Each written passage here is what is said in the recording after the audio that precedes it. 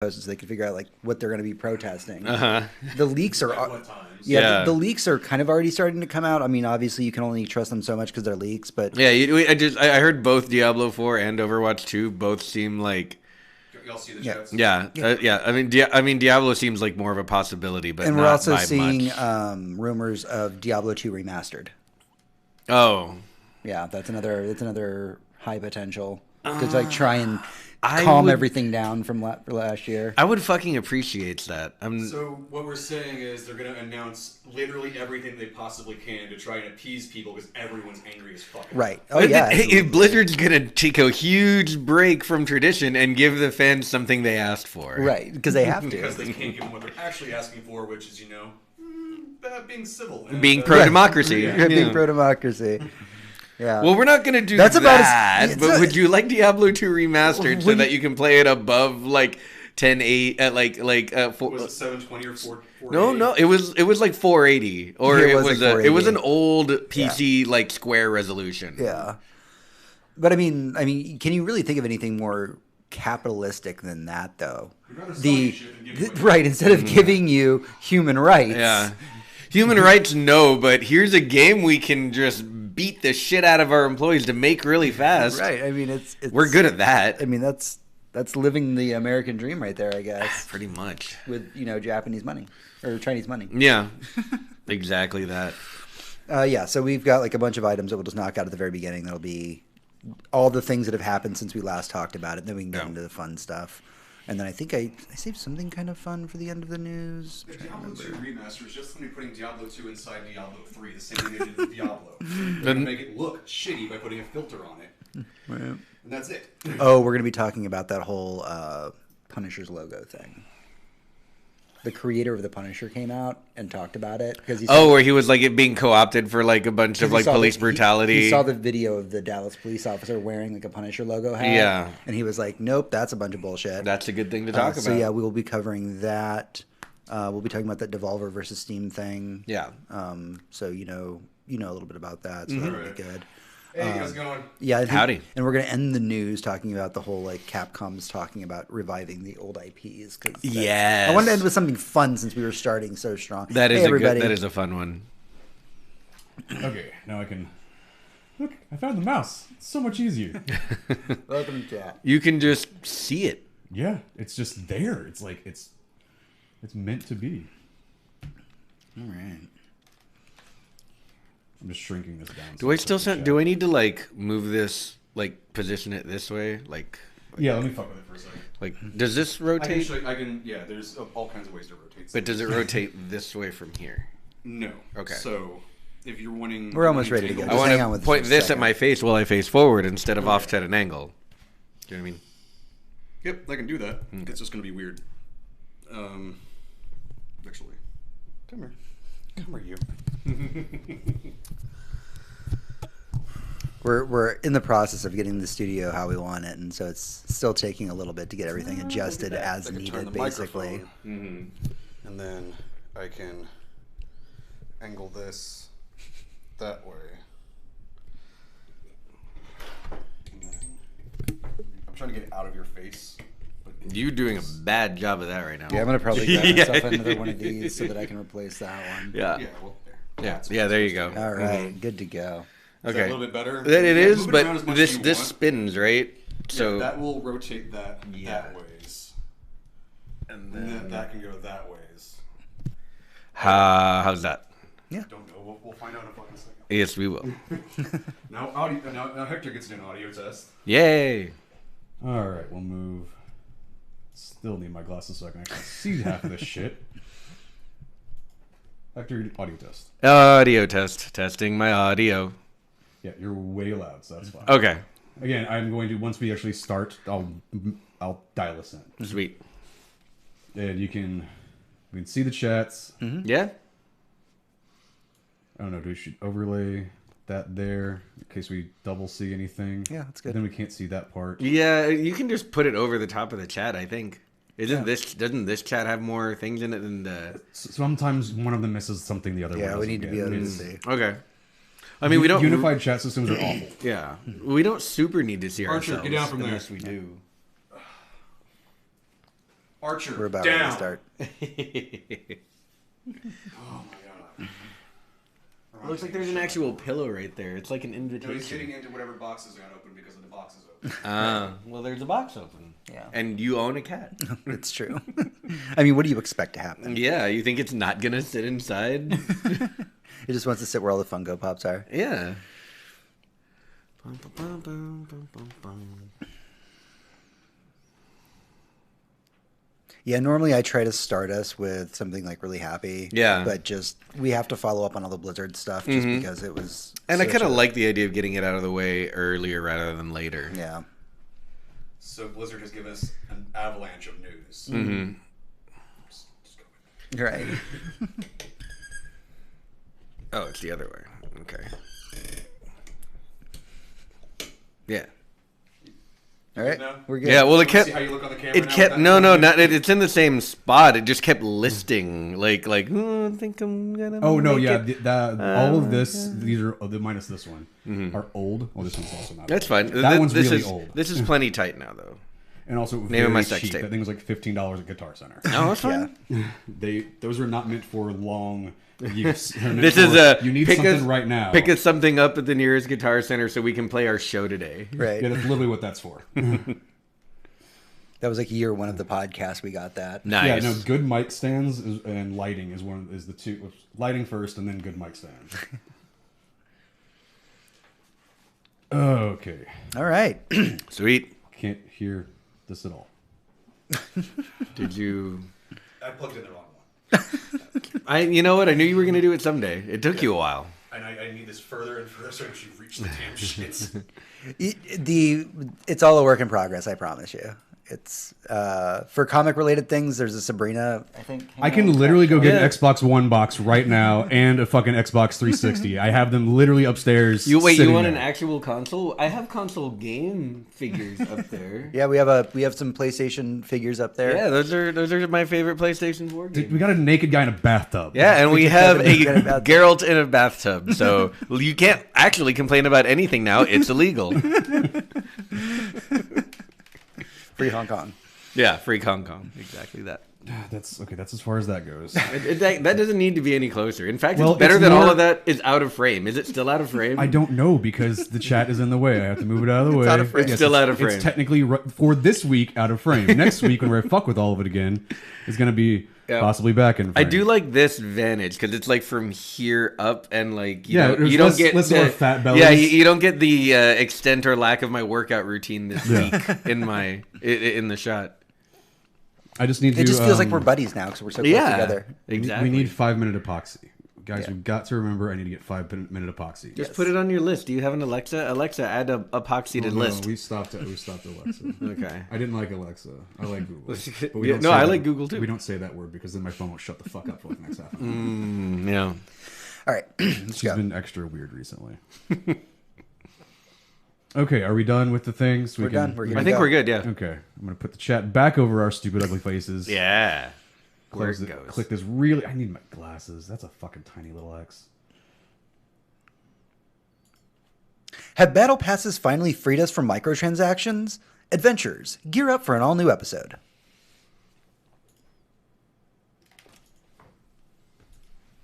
Greetings, adventurers, and welcome to the show. We are the Surly Nerd, your one-stop shop for geek news that might have fallen into your radar over the last week. I'm your host, James, and with me this week is our panel, our producer, Tony, Hey, and our third chair host, Hector. Howdy. You like that? See, I changed the intro this week. Yeah, I like it. Yeah, it's better. Yeah, it is better. meh. I'm meh on it. Room for improvement. If you're new to the show, hey, welcome. This week we're going to be talking about the rise of season passes in video games. But before that, we have all the news that's fit to rant about for your ears.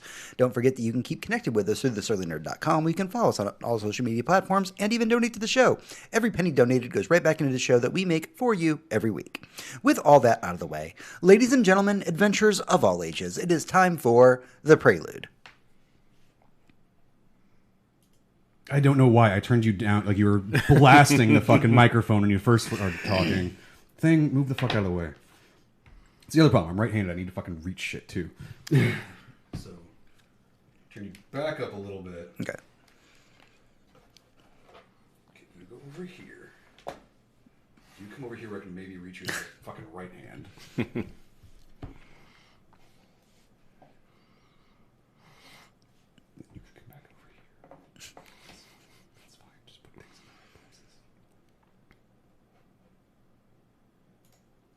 Prelude. All right, this is the prelude. This is what we've been doing with ourselves this week, what we've been playing, what we've been watching, and what's been occupying our free time. Hey, Tony, what'd you do this week? I went and watched The Joker. Yeah? And I liked it. Yeah. Did you go by yourself? I went by myself. Weirdly, all right, so I went and saw it in 35 millimeter, which I really enjoyed the way that. I haven't seen a movie in 35 millimeter in quite a while. I'd forgotten about the shakiness that comes with that kind of that projection system, where literally the frame moves around and it's not exactly correct in its setup. And when a movie, it's obviously set in the late 70s and is shot that way, it felt like I was supposed to, like I was watching a movie that was made in the 70s, but just about the Joker's origin story. Right. So what is your spoiler-free opinion about it? Well, aside from the fact it's a Joker's origin story, which is kind of a spoiler. I mean, you kind of got that through the title. Though. Yeah. I enjoyed the film. It's a good story of the creation of a person's psychosis, or a showcase of someone's psychosis, showing that this is a person who was forgotten about by society and mentally has always had issues, and how society treats people who have mental issues, and how quickly that can turn into something else. Right. And just in the right circumstances, that can lead to someone of that type becoming in power. It was interesting. I really enjoyed it. I think it was filmmaking wise a great film. Yeah. I think that the acting in it was brilliant. The costuming was spot on. Everything about it, I think, was a wonderful film. I just feel like maybe it was too influenced by things like Taxi Driver, to where it wasn't its own. I feel like it was so influenced by other things that didn't make itself its own creation. Like you kind of wish it, because it had so much potential, that it was a little bit, that it drew less on. Or it was less obvious about its inspiration. You can definitely tell it's got stuff from Fight Club in there. You got the Taxi Driver stuff.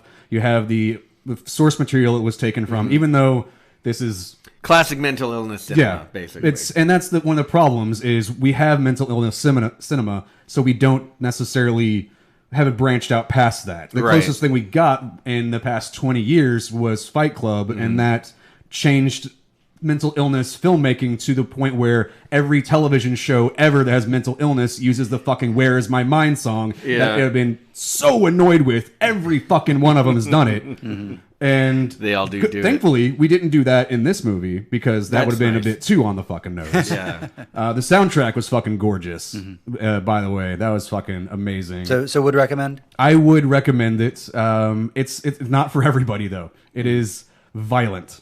Right. It is disturbing, and it is not a happy story by any stretch. Nothing good happens in this film. Gotcha. Only bad things. Yeah. But I liked it. All right. Hector, what'd you do this week? Let's see. I made a little list because it's kind of long. It's not nothing I need to talk long about. I just did a lot of things. Let's see. I started watching Harmon Quest again. There's a new season going on, and I love that show so much. Something about, I don't know. They're having so much fun. Just sitting there playing D&D with their celebrity guests, and they did a really good thing this season where they mostly went with comedians for the guests instead of just other actors that they've worked with or other people in like the nerd sphere. They really hit the comedian angle hard, and Harmon Quest is Dan Harmon, who obviously did Community and all that stuff. And so these episodes, they're D&D one-shots with celebrity guests? Yeah, so basically what they do is they have this overarching campaign that goes through the season. And all of the three normal guests all keep the same characters, for the most part, except for some weird things happening here and there. And then there's always a fourth guest. There's always a fourth person who is the guest, who gets their own character ahead of time and has abilities that they either know how to use or do not, because they've never played D&D before. And they just kind of act out this character with everyone else. And when they really go for the comedy angle, it gets amazing. Okay. A great show. Can't recommend it enough. I don't know where you can find it. I think it's one of those, think like a Crave TV or like a whatever Cloak and Dagger was on before it was on Freeform. Yeah, Freeform. It's one of those things. Right. I know that I've seen it on the YouTubes. Yeah. Like older videos of it. I don't know if the new season's on there or not, but you can at least go back and watch some of those on there. Yeah. I finished watching The Righteous Gemstones. What'd you think? it was phenomenal, beginning to end. The ending was hilarious. The whole thing was just. I'm weirdly looking forward to the next season. Yeah, me I was too. not expecting to enjoy this show whatsoever, and it was actually really good. Having grown up in like an evangelical Christian environment, I was expecting to get a lot of cringe, and they really did manage to make these caricatures likable somehow. Yeah, weirdly, this is the first time I think Danny McBride has ever played anything that was like, you know what? Even though he's a piece of shit, he's not the worst piece of shit. Yeah, and that's the thing. Like, everyone in the show is a giant piece of shit or an adolescent who literally just never grew up. That's kind of his MO, yeah. Yeah, and I still like the show. Like, I had fun watching it the whole way through. So that's really good. Can't recommend it enough. They're Righteous Gemstones. I'm halfway through the final season of Preacher, and it is my favorite season. Okay. I'm only halfway through. They're ending strong then? Yes, they are ending very strong. It just feels like more an escalation of everything they've done before in like every way. There's this great, not a spoiler, there's this great which is a one take fight scene that goes on for so long and it just goes back and forth a lot. It's fucking amazing. Nice. Let's see. I watched El Camino, a Breaking Bad movie. If you watch Breaking Bad, definitely watch it. I mean, that's really all I can say. I'm not going to say anything about it. Okay. I was lucky enough to not watch it for a week and not have it spoiled for me, so I'll return the favor to everyone else. I haven't seen any spoilers for it. So. Yeah, no, I haven't seen any spoilers for it, which is great. And it would be kind of hard to spoil unless you were really trying to, but it's a wonderful addition to the show, and I'm glad it exists. It didn't take anything away from the series? No, it gave us basically a bit of closure that we couldn't have got in the show because it would have taken far too long. Okay. Interesting. I mean, as a person who's never really watched the show, and whenever they made the movie, I was like, cool, I don't think I need to watch it. Can I watch it without having to watch any of the seasons? It won't mean anything to you if you watch it without so watching it's another one of those things I'm like, do not give a shit about this. Yeah. All right, cool. I mean, it's Breaking Bad. You should watch that. I should never watch just Methopolis. Anyway, so the last thing is the not God forbid, the most recent season of Letterkenny came out, and I marathon the entire thing in one sitting. Me too. It was just one afternoon. I just sat down on the couch, was like, "This is what I'm doing." Okay, so you guys talk about this all the time, but a lot of listeners don't know what they're Letterkenny is a show from Canada. It is the most popular show in Canada. Pretty much, I say it's season 7, but it kind of feels like overnight. I've heard the Maple Syrup channel is pretty popular. No, it started as like an online. It used to be the most popular, but then Letterkenny came. Yeah, Letterkenny totally just dethroned that like a motherfucker. Yeah, it was kind of started as an online show. It did, and then Crave TV picked it up, so it was definitely online. But it was being broadcast on in Canada, but mostly Canadians liked it because it's about Canadians doing Canadian shit. It's a very Canadian redneck show. It's almost which is most of Canada. Like, imagine if we made Duck Dynasty, but it wasn't a reality show; it was a comedy show, and they really stuck it to like the stereotypes. That's what Letterkenny would be, but for Canada and Canadian the way farmers I looked that live at in it small was towns. If you replaced every time they talked about Canada with Texas. It's the exact same fucking show. It would be. Honestly. That's all it is. It's literally, if you live in Texas or in the Midwest of Redneckville, it makes sense to you. You know these people already. All you have to do is get through the like slight language barrier. And the fact they love hockey. Yeah, and the fact that they love hockey. But it's the funniest show to me happening right now.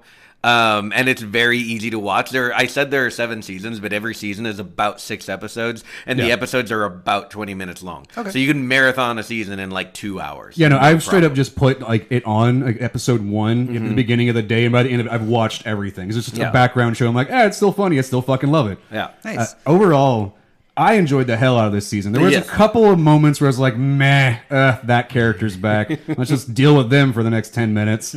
But I enjoyed it, and it's gotten so well reviewed and so well taken off that now Hulu bought it. Yeah. They straight up bought the show, and Yeah. they're the ones making it now. Now it says a Hulu original. Yeah. And Hulu's like, no, fuck you. Letterkenny's the thing. This Yeah. is this is our comedy going forward. It is only Nice. because of Hulu that you can watch that show legally in the United States now, Yep. which is very cool. All right. But so anyway, yeah, I did a lot of things this week. Yeah, you did. I did not. I've been working a lot, and of course, we're still setting up the house. For those of you watching at home, live at twitch.tv/itsearlynerd or Mixer, wherever else you find us, you'll notice our studio's a little bit more put together.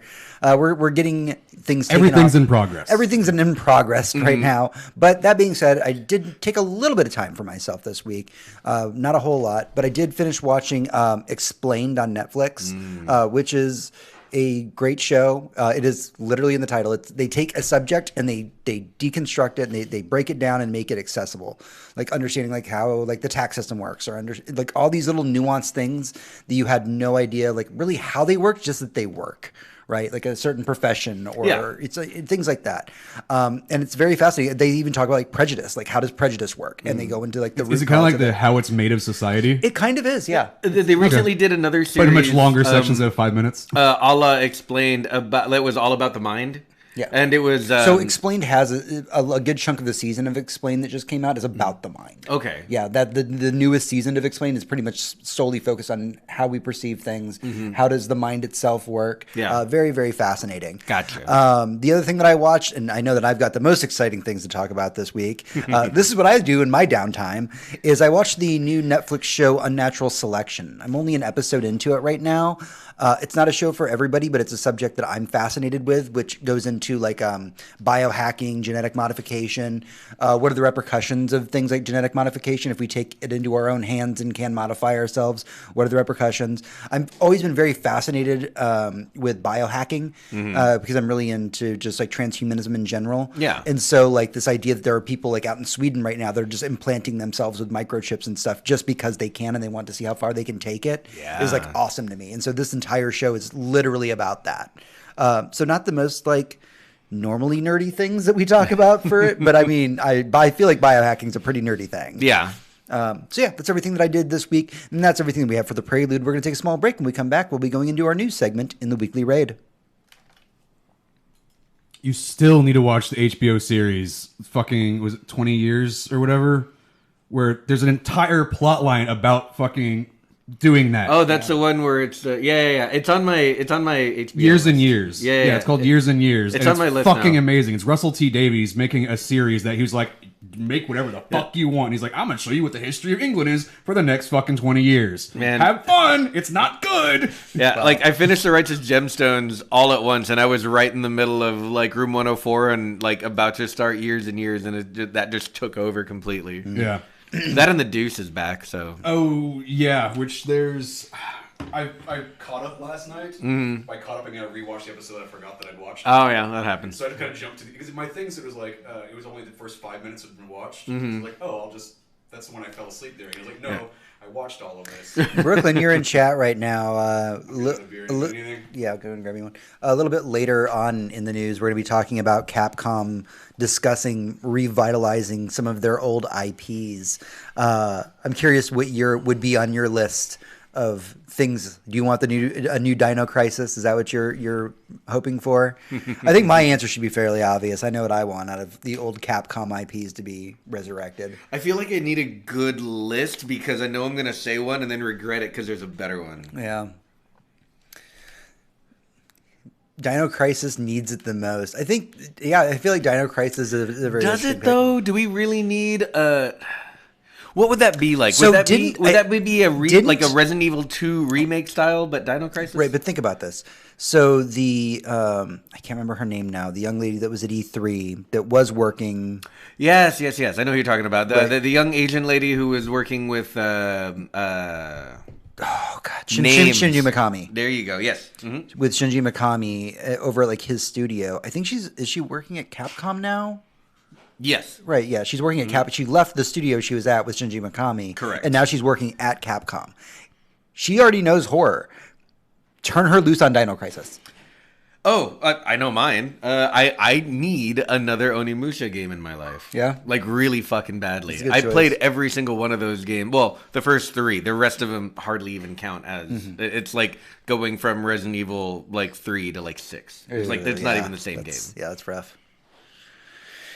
Yeah, I think those are all good choices. Ooh, another Breath of Fire RPG would be God, really Breath of fucking Fire. great. Nobody even thought about Breath of Fire in ages. Yeah. Like, it's talked about with such reverence when you bring it up. People are like, oh, man, Breath of Fire is so good, right? But seriously, Breath of Fire, Onimusha, and there was a rumor I saw today that we might be getting an Okami 2 made by not made by Capcom, but made by Platinum. Interesting. Yeah. Well, we'll save that one. Yeah, we'll save that for when there's an actual announcement. Right. Yeah, that since rumor and speculation. But Mm-hmm. I think Hector is more right. Think that Onimusha is a fucking winner. Those games were amazing. what were they, like third-person action games? Yeah, think it was a more of like the success of Resident Evil, so it was that, but and still zombies, but feudal Japan and a samurai, and you're like, okay, cool, I'm a samurai, I'm cutting up zombies. I guess that's pretty fun. And then they give you magic, and then they give you magic swords, and then they do all kinds of cool little block puzzles as you move through rooms. So you must have loved playing Sekiro then. Oh yeah, oh god, yeah. Don't even get me started. Did it bring back some of those Onimusha vibes for you? It did, yeah, it did. It gave me that and Tenchu. Okay. A lot more than it did. Tenchu's not Capcom. God, I wish. It gave me a lot of Tenchu vibes and Come on, fucker. what was that other game? That other ninja game? That other ninja There game. we There's go. a lot of ninja games. Like but Ninja anyway, Gaiden? yeah. But Onimusha for sure. Nice. All right.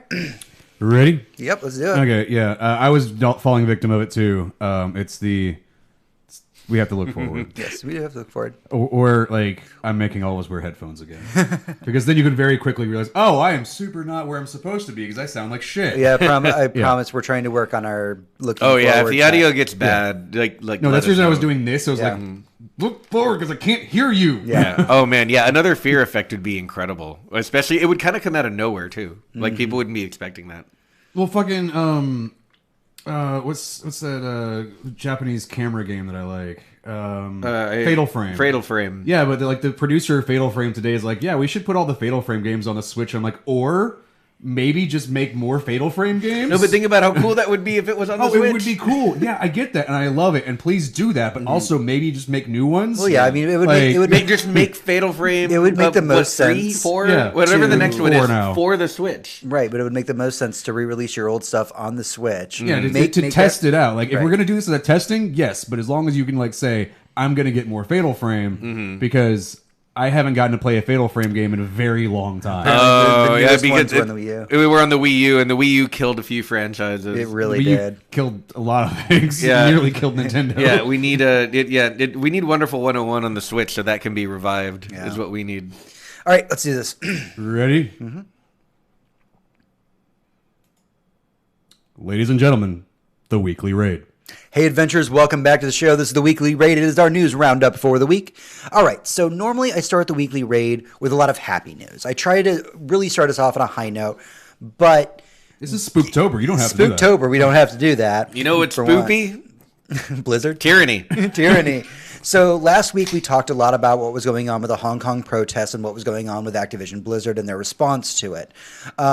What I have is kind of a shotgun blast of news that we can go over. I'm just going to give you a few little tidbits of what happened since our last episode to kind of help you play catch up. One, Blizzard was supposed to have a Overwatch launch event at the Nintendo store in New York City. They were supposed to be a big deal. They sent out, the blast on Twitter, hey, we're doing this big event at the Nintendo store in New York. Come and celebrate Overwatch on the Switch with us. Nintendo, not Blizzard, by the way, Nintendo tweeted that event was canceled by Blizzard, and they apologized for any inconvenience. So Blizzard didn't even have the balls to cancel the event themselves. They made, Nintendo do it. Let's see what else has happened since last week. Blizzard went ahead and took an American college Hearthstone team and banned them as well. So they were at a Hearthstone finals tournament. They were on camera. They held free Hong Kong signs, and Blizzard took them down and also, took them away from the Gave game. them the ban. Gave them the ban. Not only this, though, man, it's even crazier.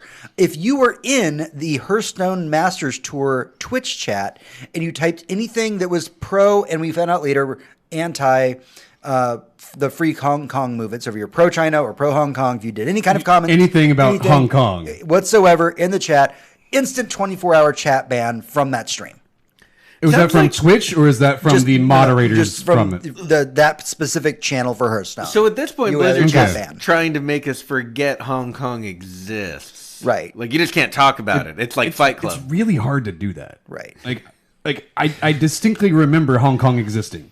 Yeah. I do too.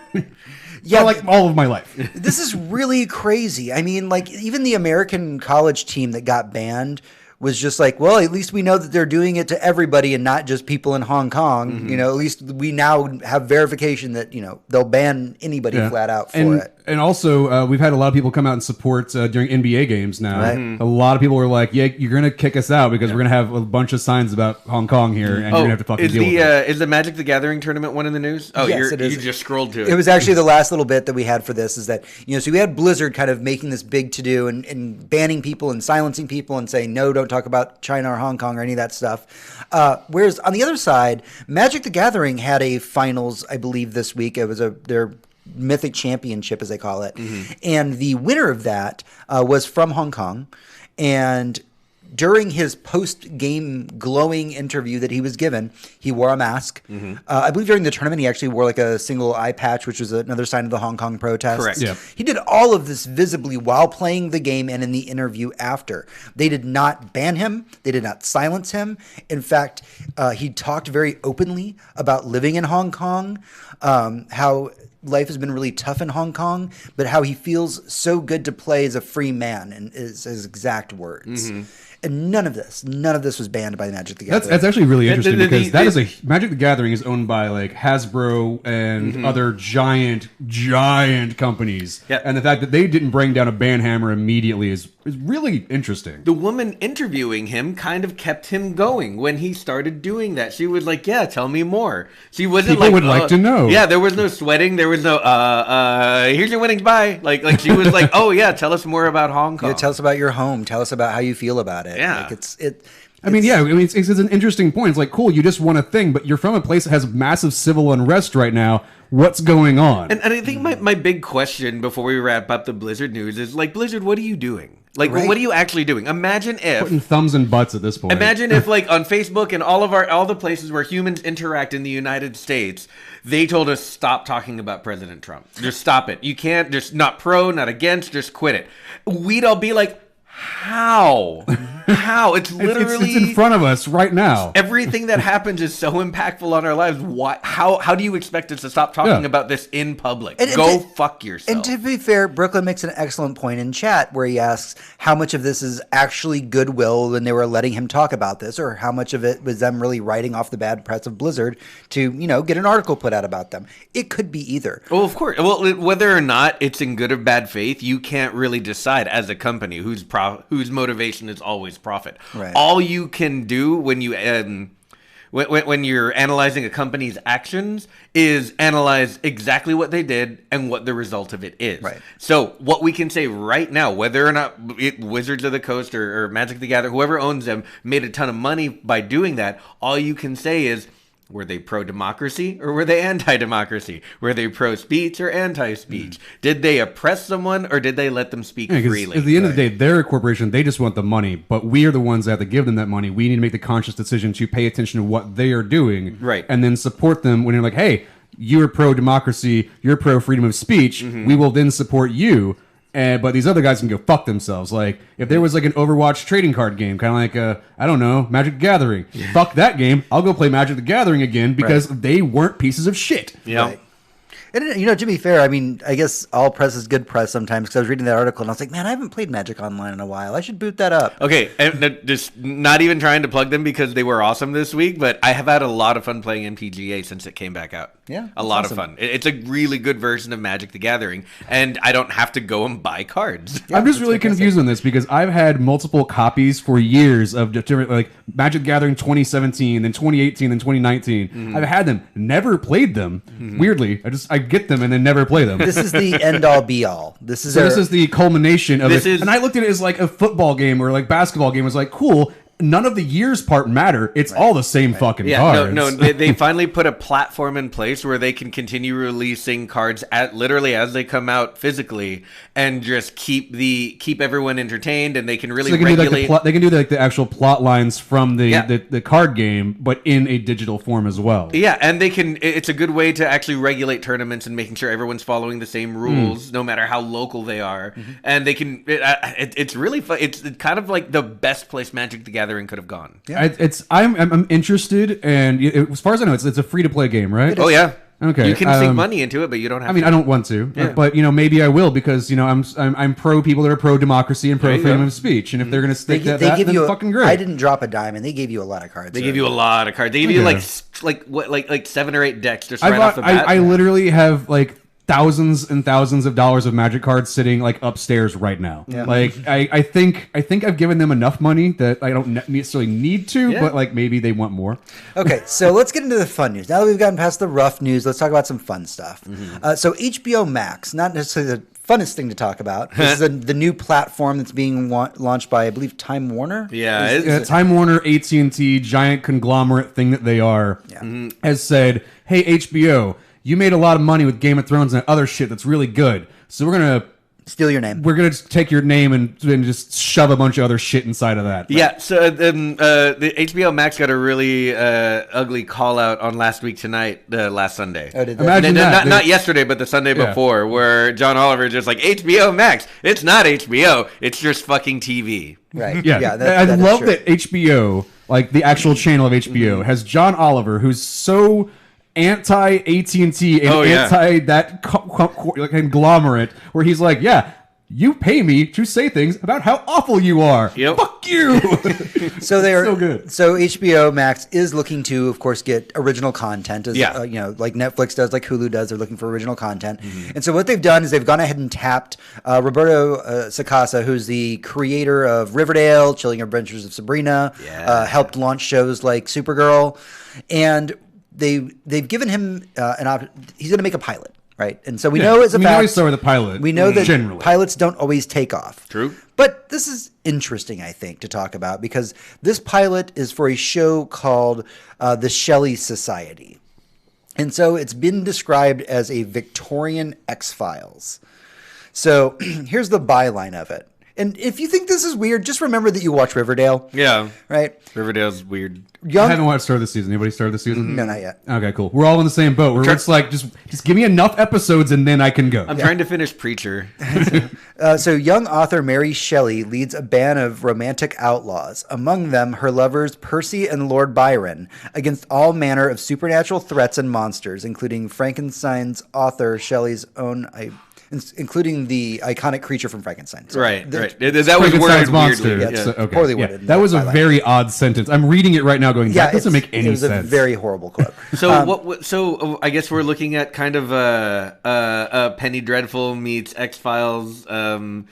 In kind of with a love triangle. In a like Riverdale style like romantic entanglement. Okay, part of me loves this idea, but the larger side of me is going like, dude, I've had all these things, I do not fucking need this. I feel like this is an elevator pitch a lot of people would walk out of. Yeah, like I'm stopping on floor 3, guys. I'm not going up any higher. Then again, Homeboy has a lot of hits lately. That's fine. That's fine. And this is a very interesting idea, but like I'm right, not, but I feel like if like 8 years I'd ago, like to see the pilot. Right. I would like to see the pilot, but then again, there's a lot of pilots that have been created that I would love to see. The fucking Lock and Key pilot that I've seen the trailer for. I would love to fucking see, but guess what? I'm never gonna get to see that, and that was a much better idea in my opinion.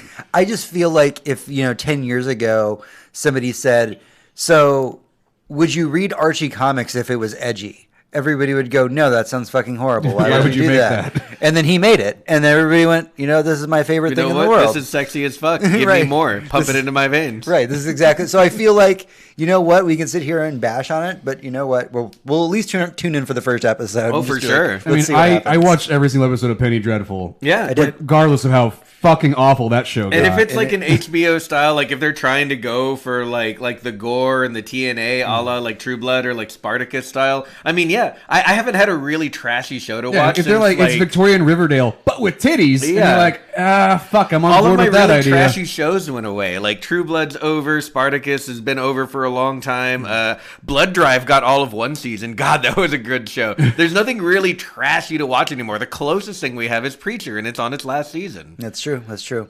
All right, so let's jump from that and talk very briefly about Vampire the Masquerade Bloodlines 2. It's a PC game that I'm very much anticipating, very hyped for. I want this game. You've only got like a year and a half to wait. Wanted this game so bad. I loved the original Bloodlines. Hell, I liked the fucking Vampire the Masquerade Redemption. But I loved Bloodlines. Are you ill? Are you mentally ill? That was not good. It was no fun. one liked that. The people who made that went, and that did not happen. I played the multiplayer so much. Fucking geek. So Vampire the Masquerade Bloodlines 2, pretty much on my top of my hype list aside from like Cyberpunk 2077. Yeah. Unfortunately, we found out this week, amidst a ton of news that we got about, there was a ton of stuff I didn't even include in here where they had interviews with the creators at a I believe it was a trade show that was going on, kind of like a PAX over in the UK.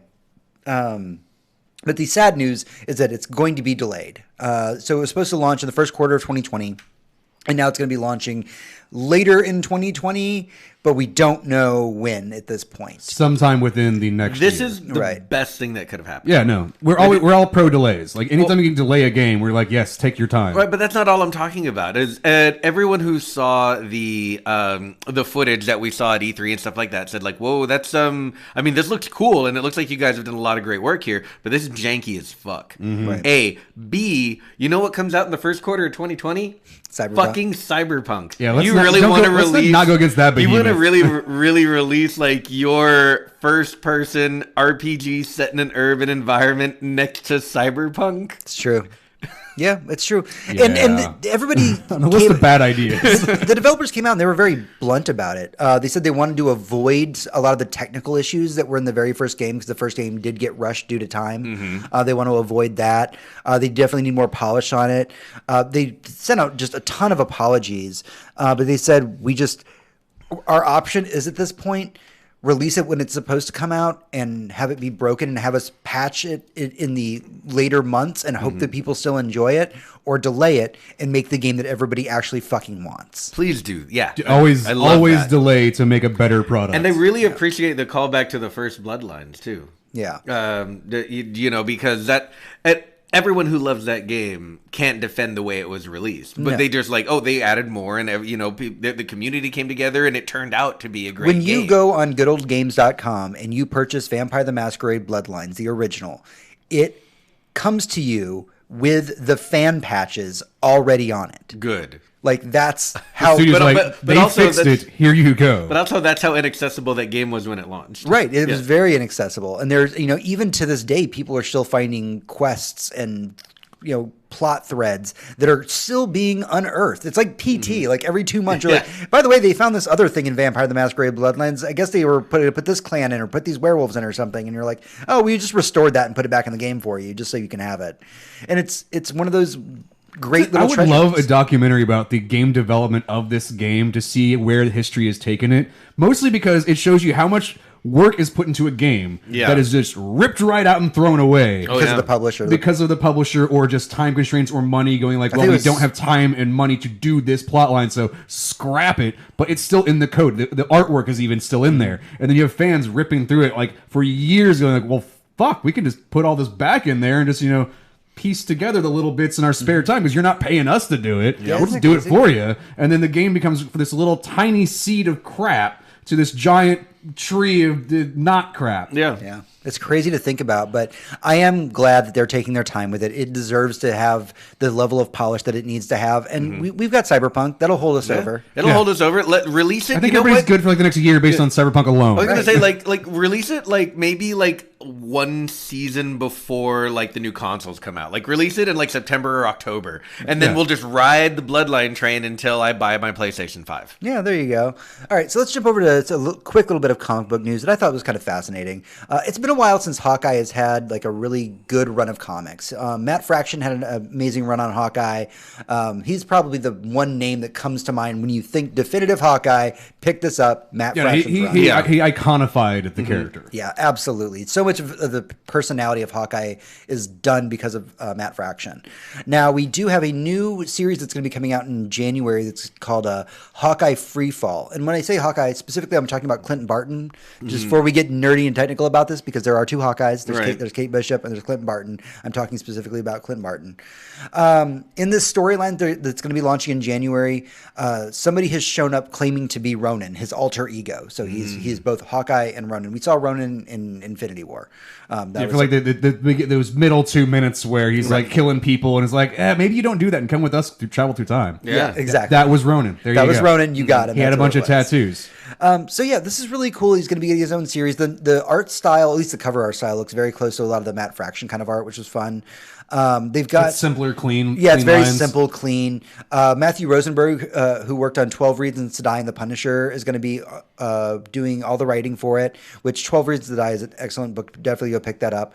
And then Otto Schmidt, who worked on Green Arrow and Harley Quinn, is working on the art. So that's going to be fantastic. And it's just going to be kind of a Clint's greatest hits. We're going to have him faced up against whoever this Ronin character is. The Hood is going to be showing up. So I mean, we're getting a lot from the C&D list of Marvel, which is kind of where Hawkeye hangs out and actually performs really well. You just gave me a really good idea for a Hawkeye storyline, though. Yeah. Literally Clint's greatest hits. It's about all the assassinations and shit he had to do, like all the ridiculous. Cool. He does like his top 5 ridiculous ass things he had to like shoot an arrow at. Yeah, and it's like it'd be a fun 6-issue story arc of just like of nonsense of just him being like, fuck it, I'm gonna have fun. That's mine. Can't have that. I invented that. No one else can have that. I feel like there's a lot of potential here for Disney Plus original series down the line. Oh yeah, absolutely. And it was fascinating because I was following Rosenberg's Twitter during the announcements, and he's fielding a lot of questions. Everybody had a lot of like, what are you going to do with Hawkeye? Where are you going to take him? Obviously, he can't answer a lot of it, but a lot of the fans were like, "Are you going to be referencing like Fraction's work?" And he was like, "I mean, you can't have Hawkeye the way that he is without." At least passing reference to it. Well, to address also what Hector said for the Disney Plus, from our understanding, it's not necessarily going to be. It's going to be more towards Matt Fraction's run, but not about Clint. Oh, right. Yeah, no, I know that there's already one in the works, but I mean like in the future. Oh, future. Yeah, okay, yeah. I was going to say it's like the current. Yeah, because the comics are still coming out. It'll be a while. Okay, cool. Yeah, no, this is just like prime. Give me more of this Hawkeye story for the show. I'm happy about this. As somebody who loved Hawkeye growing up, and I respect the fact that when I loved Hawkeye growing up, he was a shit character. He was just fun. He wasn't even quippy. It really wasn't until like the early 2000s that we got a Hawkeye that people were like, at least that's interesting. And honestly, nobody really gave a shit about Hawkeye until the Marvel movies. Yeah. But you know what? And even then, like in Thor, we didn't care much about him. Right. And that's how I feel like when they're talking about doing a Moon Knight series. I'm like, I love the first Avengers as well. I was like, I love Moon Knight. Hawkeye was useless. I love Moon Knight growing up. Now everybody else is going to like Moon Knight because they're doing a series. I mean, fuck, dude. Like, if you asked nerds when I was growing up, like, hey, what do you think about Thanos? They'd be like, Thanos is a horrible character. Why would you even bring that up? But I loved Thanos growing up. And then I got to see him in fucking the Marvel movies, and I was just like, this is the best thing ever. And now everybody... To be fair, Thanos was a horrible character, and you have no right to like him based on that time. He was the worst written, worst character development. Just everything about him was literally the worst. Well, I don't know. The Infinity Gauntlet series is really what made him what he was. Okay, just because you had like one home run doesn't mean you're a good fucking baseball player. You're still just out there just going like, you can't even throw the ball. You can't run the bases. It took you half an hour to run that home run. Yeah. But like... Are you accusing Thanos of being Joaquin Phoenix from Signs? Yes. Okay. I just wanted to clear that up. Yes, exactly. I just figured it was what happened to the Yankees over the last week, so... Baseball reference. Baseball reference. All right. I understood that reference. That was about baseball. We only know that reference because we live in Texas and everybody won't shut the fuck up about it. Yeah, that too. Let's continue on this Marvel train. Of course, we are going to be getting a Venom 2. So the movie happened. We are now going to be getting a sequel. We know that. We know that Carnage is going to be in the sequel. I'm still a bit... And it's Woody Harrelson, though. Woody Harrelson. Okay, maybe, you know what? I would be very skeptical of putting Carnage in a movie right up until they showed me it was Woody Harrelson. Yeah, Woody Harrelson's the only reason I'm just like, okay, I can see where I can maybe justify... I trust Woody Harrelson to pull this off. Yes. I do. I just don't know if I trust everybody else that's writing the damn movie. That's the problem. Is like I love Woody Harrelson. Yeah. In fact, I'm gonna go see Zombieland 2 like later this week. Like Hell yeah. I can't fucking wait to go do Oh that. yeah, I wanted to go see that. And it's like I love him as an actor. I've loved him since fucking Cheers back in the day when I was a little kid and didn't understand what the fuck the show was about. TV royalty, that man. And now you're like, he's going to play Carnage. And I'm like, fuck yes. And then you look at everything else associated. You're like, but why everything else? Just why the rest of this? Okay, like I know Venom was a little bit soulless, but I had a good time. It was a good time. And you know what? If you can shove just a tiny bit of Spider-Man in there, I think it'll make it that much better. Is the name of my sex tape. Right, but if you're Just shove a little bit of tight Spider-Man in there. It'll make it that much better. Yeah. I mean, if you tell me that we're gonna see, like Woody Harrelson at his peak, like we're talking about Natural Born Killers style Woody Harrelson. Mm-hmm. No, he's playing a military guy. I don't think he's going to be Natural Born Killers Woody Harrelson. I think he's going to be more reserved. Think you probably didn't watch it. The new Planet of the Apes that he was in. Where think about that guy. You super did not watch that movie, No, I did you? Not the Planet of the Apes movies are fucking pretty good. awful. Those things were brilliant. The CGI in them, amazing. I watched the fucking character design. The there like work. three of The them? acting in there was there are amazing. three. Yes, Okay, he was I in the watched third two. one. He was in the you third just one. missed the third I just one. missed He missed the third one, which had him in it. All right, and that's so an amazing character. Just okay. They're pretty good movies because you walk into them expecting them to be Right. trash, and they're not trash. They're Yeah. actually pretty good. And Woody Harrelson is very good in that movie. All right, so where we were going with this is that Sidetrack. we did find out, and I thought this is a more important thing for you, Tony, is the big Carnage fan that you are. Shriek is actually going to be cast as the second villain for this. Which is Shriek. No, we don't need two villains. We don't do two villains. I don't guys. know. Just don't do it. Sam No. Raimi's second Spider-Man movie had two villains. That worked out. Well, Shriek is That was also a very long time ago, and Sam Raimi was fired. so Shriek is important to Carnage because her appearance in the Marvel Universe was in Maximum Carnage. Like that's Yeah. she is a mutant that ended up hooking up literally with Carnage. And so bringing her in kind of starts spelling out hey, are we going to do like Maximum Carnage or are we not? I'm going to go with we shouldn't because let's not do Maximum Carnage is a thing that you should be doing within the Marvel Universe considering how many guest characters are in those books. It's also weird that we're getting a mutant character in Well, a not mutant universe film. I feel like because her power set is literally just sonic screams, we can just write. we can off. just give it away. It's but without now we're calling the her a mutant. CW. Can we not write things off in like our movie universes?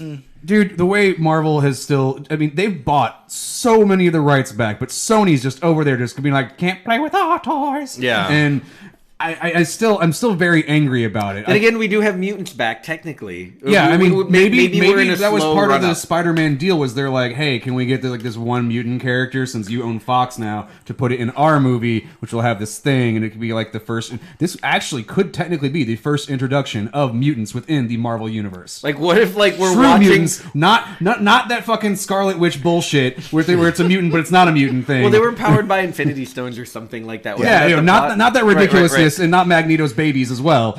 But no, we actually get a true mutant within the Marvel universe, even though it's an offshoot of the main Marvel universe. I feel this is a stretch. How funny would that be if we're sitting in the it theater is. for Venom 2 and it's like, oh, she's like some kind of mutant.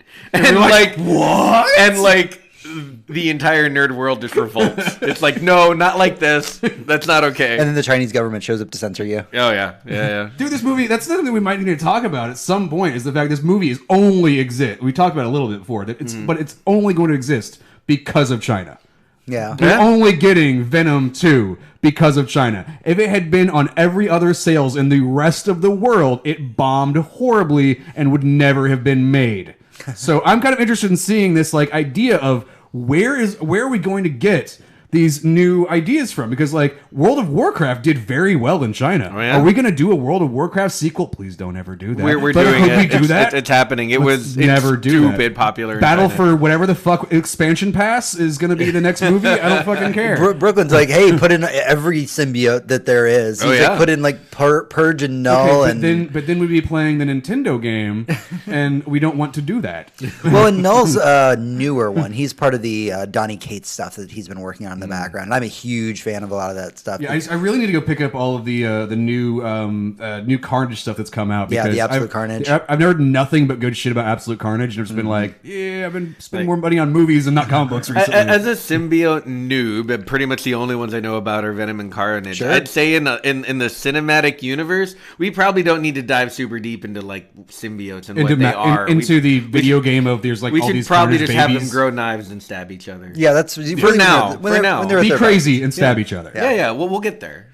We'll get there. All right, so oh man, I don't want to talk about this, but we have to. All right, so we're going to continue down the Marvel train, and the creator of Punisher, Jerry Conway, recently watched a video online that showed a bunch of Dallas police officers sitting around, and they're having a big meeting, doing their police officer stuff. But one of them is wearing Punisher gear, essentially, like a Punisher cap or a T-shirt or something like that.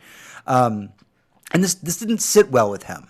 And we're not a political podcast, but we have to talk about this because We do. It's just news adjacent. So he came out this last week and issued his official statement, and that is that any cop, and by the way, he used quotes for cop, who wears a Punisher logo in his official capacity is identifying law enforcement as being outlaw. These cops, again in quotes, are a disgrace to serious police officers everywhere. They show an imbecilic level of irresponsibility and should be fired immediately. Dang. This is a bold statement. Now, mind you, recently in an issue of The Punisher actually did address police officers who were like, "Oh, Punisher, you're my hero." And he was like, he basically just told them that if he was their hero, they needed to quit their jobs. Because Frank Castle knows what he is doing is outside the law. But he is also a firm believer in the law, even though he doesn't follow it. I know that's a little hard to take in. It's not that hard. We're not a political podcast, but I need to talk about cops for like 2 seconds. I'm not going to say cops are bad or anything like that. Here's what there's this spirit in law enforcement, and we're seeing it more and more the more connected we are and online and on Reddit, and we see most of what we see about cops doing is them behaving badly, them extending their force, them going too far. These are bad cops. Cops are not military. They're not supposed to be out jamming around in their armored vehicle with AR-15s. They're supposed to be protecting and serving. There's a very good reason that in most countries in Europe, cop cars are white with yellow and blue stripes because it's easy to see. Our cops usually drive a black and red cruiser with low-profile lights so that they can pull us over in traffic stops. They've actually been switching them to black on black. It's a matte color Right. with a gloss, Right. so you literally can't tell the difference between that and regular car. The point I'm making is the cops are not supposed to be hidden. They're not supposed to be tactical. They're supposed to be there to protect and serve the populace, and this is what this is getting at. The cops who identify with the Punisher and not with the guy who helps the person who needs help on the street or just honestly needs direction somewhere. That's what a police officer is. That's what they're for. The whole fighting crime aspect is vigilante shit. And the people who glorify that should not be cops. True. And we've seen it going on for a very long time. You see a lot of military vets actually sporting Punisher gear and making that a part of their kind of ensemble, which is sad. I literally know like three people that were in the United States Armed Forces in some capacity that have a fuckload of Punisher shit all over the place. And they're like between Punisher and Metallica. That is the go-to, I want to gung-ho shoot some people that are different color than me. It's true. And it's rough, but I understand. I had to put it in the news because we needed to have this conversation. That the creator of The Punisher was coming out and saying, like, I do not want to see my brand on law enforcement officers because that is not what the character is about. You know, there's this beautiful scene. I know that we've referenced this so many times on this podcast, but there's this beautiful scene in Civil War, the original Civil War comics, where Punisher kills somebody right in front of Captain America. And Captain America jumps on top of him and starts beating the living hell out of him. He's like, you do not kill people. That is not what heroes do. And is just laying into the Punisher. And at some point, Steve Rogers looks down at the Punisher and says, come on, hit me. And dead-eyed, Punisher looks back at him and he goes, I could never hit you. Because he understands what Captain America represents. And he would never, ever throw a punch at Captain America. And he Frank Castle, for being a person who does murder bad guys, has a pretty strict code. Believe it or not. And we talked about Ronin earlier as a character who is an alternative to Hawkeye, and that's the Japanese have this concept: a lawless samurai, a person who is trained to violence, who is without law, is a Ronin. This is what cops are versus Frank Castle. Right.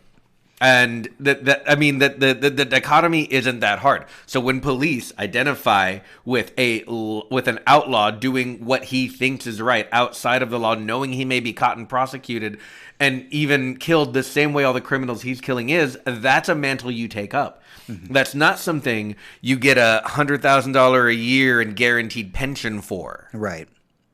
So yeah, I didn't want to have to talk about it, but it is important, especially just in nerd pop culture, that we think about these things and just keep it in the back of your head the next time you see somebody, sporting Punisher gear. Mm-hmm. I had like one small thought. Sorry, I had to do something on the chat end for a second there. I kind of want there to be a Punisher plotline that addresses this. Mm-hmm. I want them to have a people going out there and being dressed as the Punisher, putting that symbol on, and him being like, "No, fuck you!" I'm gonna and literally ripping it off and be like, putting on a star and be like, "No, this is what you're supposed to do. I'm gonna show you the fucking right way to do it. You pieces of shit who are co-opting what I'm doing." Mm-hmm. Like, I just need to have that juxtaposition. I need to have something. I need this to literally show them, But that works for us comic book nerds. It's not going to work for society. Society's taken a symbol, this angry fucking Death Skull, and has turned it into something else. Death Skull isn't Punisher anymore. They've taken something really cool and made it really horrible. Yeah. Yeah, I mean, that's douchebags do that. Because you know what the worst nightmare in like everyone's idealized world is just an entire battalion of Frank Castles with their Punisher skulls, protecting and serving their community. Right. Because that's horrible. Okay, let's get off the Marvel train and talk a little bit about, Devolver Studios, Devolver Digital. Yeah, Devolver Digital makes great games, great studio. So we're big fans. They're also psychotic. They're psychotic. If you've ever seen one of their E3 press conferences, you get the gist of what Devolver Digital does as a company. They make very weird games for very Hotline weird Miami. people. I mean, it's just so. One of the heads of Devolver Digital kind of came out this week and had a almost kind of controversial opinion. You feel that the Epic Game Store conversation of it's horrible or it's really great or whatever it is, whatever the extremes are, he feels like it needs to be reset. We need to sit down and reevaluate that conversation of Steam versus the Epic Game Store, because the Epic Game Store is in its infancy right now, and Steam has been around, for 10 plus years and has had all this money to grow and has been able to become... Has literally uploaded 10,000 games while we've been talking about it. Right. But they have some incredible IP under their banner. Enter the Gungeon, amazing game, love playing it. Hotline Miami 1 and 2, very famous game, I love playing it. Ruiner, amazing game. They have a lot of IP, but all of it, they revived Serious Sam. Mm-hmm. I mean, they put out Shadow Warrior. No one was expecting Shadow Warrior. This year's E3 that they showed out, there was like 3 games. It was like, dude, I really want to play this Devolver game. Aren't they the ones that just released that American Wolf or Metal Wolf? Metal Wolf Chaos re-released that. Was Devolver Digital. Yeah. Yeah, and so is Gris, which is just one of a lot of awards. Yeah, they're a publisher that we trust, but it's an interesting side to this because Devolver's kind of coming out and saying, stop comparing Steam to the Epic Store because they're just in a different place. Steam has had all these years. Epic's brand new. That's why they're throwing money at all these exclusives. By the way, he was even so bold as to say, you know what? We've taken up exclusives because there was money in it. We had exclusive games for the PlayStation. We had exclusive games for the Xbox because they threw money at us, and we as a publisher needed that money to get these games out there. And so what they're doing is asking for us to just stop comparing Epic Store to Steam Store because they're just in so vastly different places that you can't really judge them fairly. Bullshit. Fuck you, bullshit. I'm sorry, that's completely fucking wrong. You completely can compare the two. I don't give a shit that Epic is a newcomer to the fucking phase or stage. Guess what? They're playing baseball against professional baseball players. They are now a professional baseball player. Fucking act like one. And the thing is, and I'd be perfectly fine about them showing up and competing in the same place as Steam. And if they offered better sales or better prices on their games, that'd be one thing. If they if Metro Exodus came out and it was $59.99 on Steam and Epic had it for $49.99, if they were just willing to take that hit, if that's how they got people there, I'm good. That's cool. I might even buy a bunch of games on there. I don't care that you got rich making Fortnite. That's fine. But when you play professional baseball, when you show up to the show and say, but only our team gets balls. Yeah. I mean, like, no one like, wants... Oh, you can go up to bat, but you have to pay extra for the bats. If you're not already a fan of that team, and even if you are, you're kind of pissed at them because no one came to watch this. And it's really just you taking over the game instead of playing fairly in it. And I get that they're smaller and that they don't have as many features, which of course they don't. And yeah, the Epic Store is a fucking nightmare, and the Epic platform is a fucking nightmare, especially compared to Steam. And Steam's new the new overlay that's in beta. If you haven't seen that, it's fucking awesome. So yeah, that part is true. The part that where they're not playing on an even field technologically, that's absolutely true. And I would feel for Epic in this arena if they hadn't decided to steal all the games I want to play. Yeah, between that and they're owned by Tencent, which that too. We've also discussed very much so at the beginning of the show and the entire epilogue of our last show about how the Chinese influence on gaming and pop culture in general, maybe we don't fucking do that, so do not support the Epic Game Store whatsoever and let them die in a fucking fire. Like, I'm sorry, I can't fucking support them. I don't give a shit how behind the technology they are. I don't care for Steam. But you know what? They are the lesser of the two evils in this case, and I'll go for the lesser of two evils. Yeah, which is saying a lot, because Steam's done some evil shit in the past. Yeah. But you know what they've never done? They've never made an exclusive out of a game they didn't make themselves. That's true. I don't know. They've never taken your identity and sold it to a third-party company because that's within their terms of service, and it's what they've been doing. I'm sorry. Maybe we bring that shit up a little bit more. Yeah.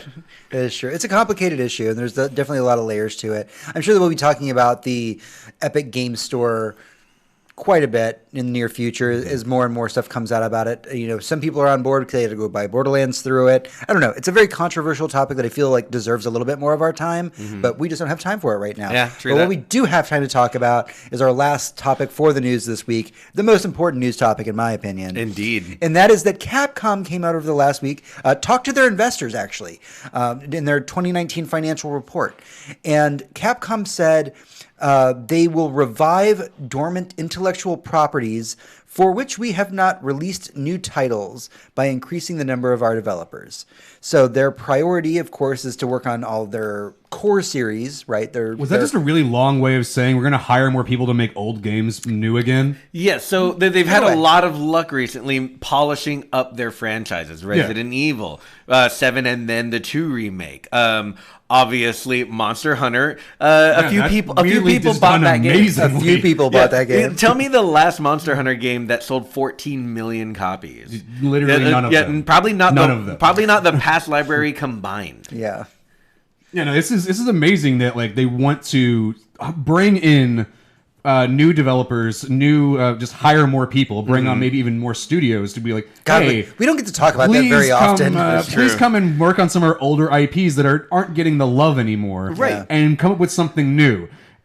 This makes me actually happy. Incredibly, you know what? Looking forward to what this might entail. You know what? I don't know. Call 2019, and you know what? A little bit of 2018 too. Just the year of Capcom. It has been. There's no studio killing it harder than Capcom. What are the odds that Devil May Cry is going to win just a bunch of Game of the Year awards? Oh, I know.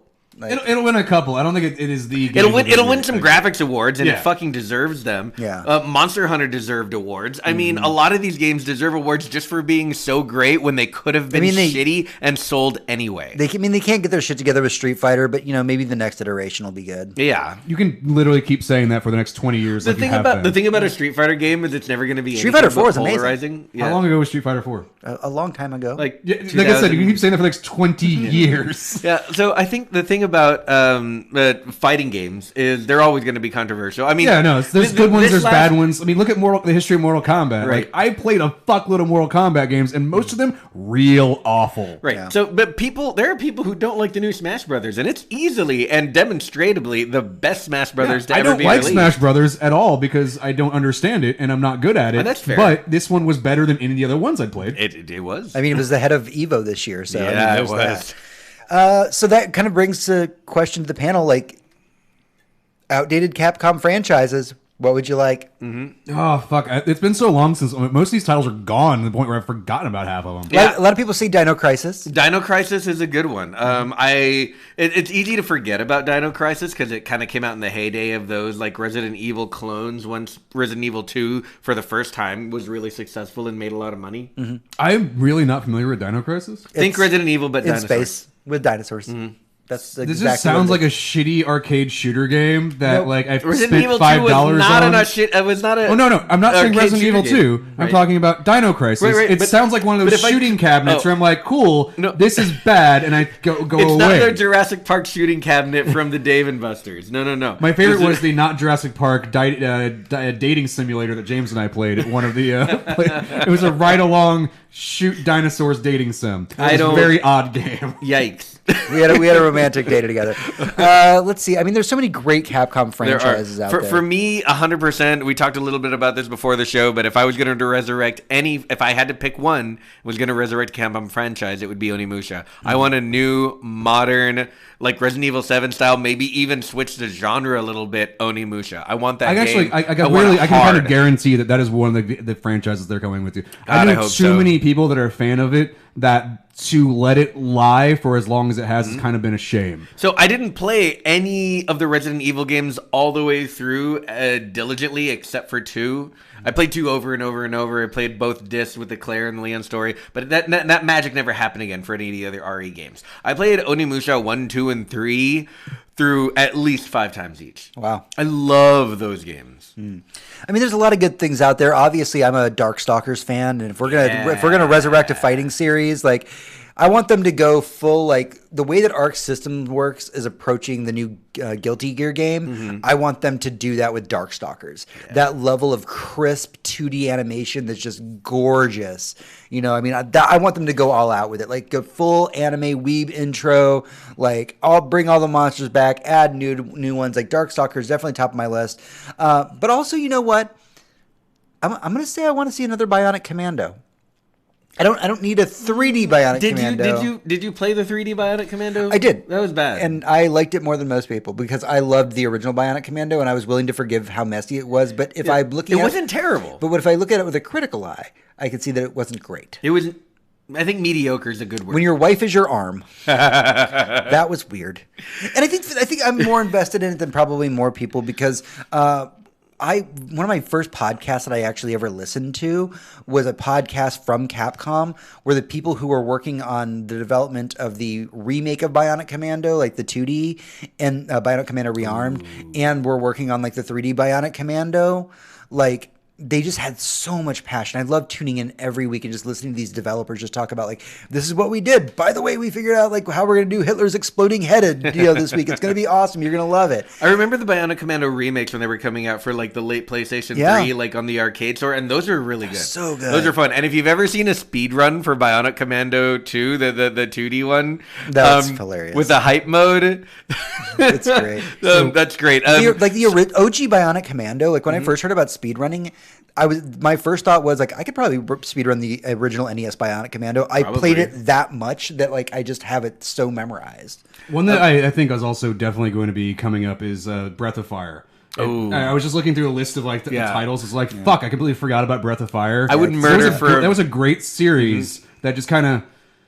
It hasn't come out in like so long. It went away. Breath of Fire JRPG, I would be all over that. In chat, Brooklyn is dropping some gold right here. He mentioned a new take on Ghouls and Ghosts. Yeah, that'd be cool. I'd be really into that. And you know what? Lost Planet was not as in the past as the other things we're talking about. But I felt like that game had a lot of potential, and just the jank that was Capcom 3D games at the time didn't do it justice. They had a lot of problems transitioning to 3D, which is why Bionic Commando, I think, when they did that, was really fun. And also the weird design decisions, like the dreadlocks, that was weird. Yeah, the thing about Lost Planet is I feel like it would work really good in a updated Resident Evil 2 over-the-shoulder context, almost like a Almost like a Dead Space clone, but made by Right. Capcom. Capcom, can you make that happen, please? I would just any way that I can get more Dead Space. I'll go to Capcom. I'll go to whoever.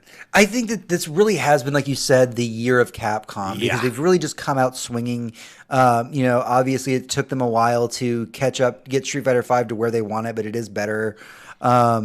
There's a lot of gold within Capcom. I mean, just Devil May Cry 5 alone, the fact that Monster Hunter has sold the numbers that it has sold, Yeah. and the fact that we are now hearing that the heads of Capcom are willing to go to their investors and say the future isn't in just making another Resident Evil or making Right. another Devil May Cry. It's us tapping into our past and making another product in a franchise that was very beloved by people that maybe got pushed to the Yeah, no, wayside. tap some of that old shit because I mean, honestly, if you don't use it, they might as well just sell it off to somebody else Right. because Right. that's just money that's just literally laying around. Yeah. those old IPs, if they're not making them to make more money, sell them so somebody you can at least get money from that. Well, end. some of them like no one would buy. Yeah. Like Breath of Fire is a really good example. Yeah. I don't see anyone buying that. But if someone's gonna make another Breath It of should Fire be game, I'm Capcom. gonna fucking buy that game. Yeah, no, it's there's so many of their titles that they should be making, Mm-hmm. and if they don't, maybe sell off some of them just Yeah. because you're not going to give a shit. But What they need to I want do- them to make new IPs. Like, Right. don't just rely on the Sure, old sure, shit. yeah. But also, some of these games have not had.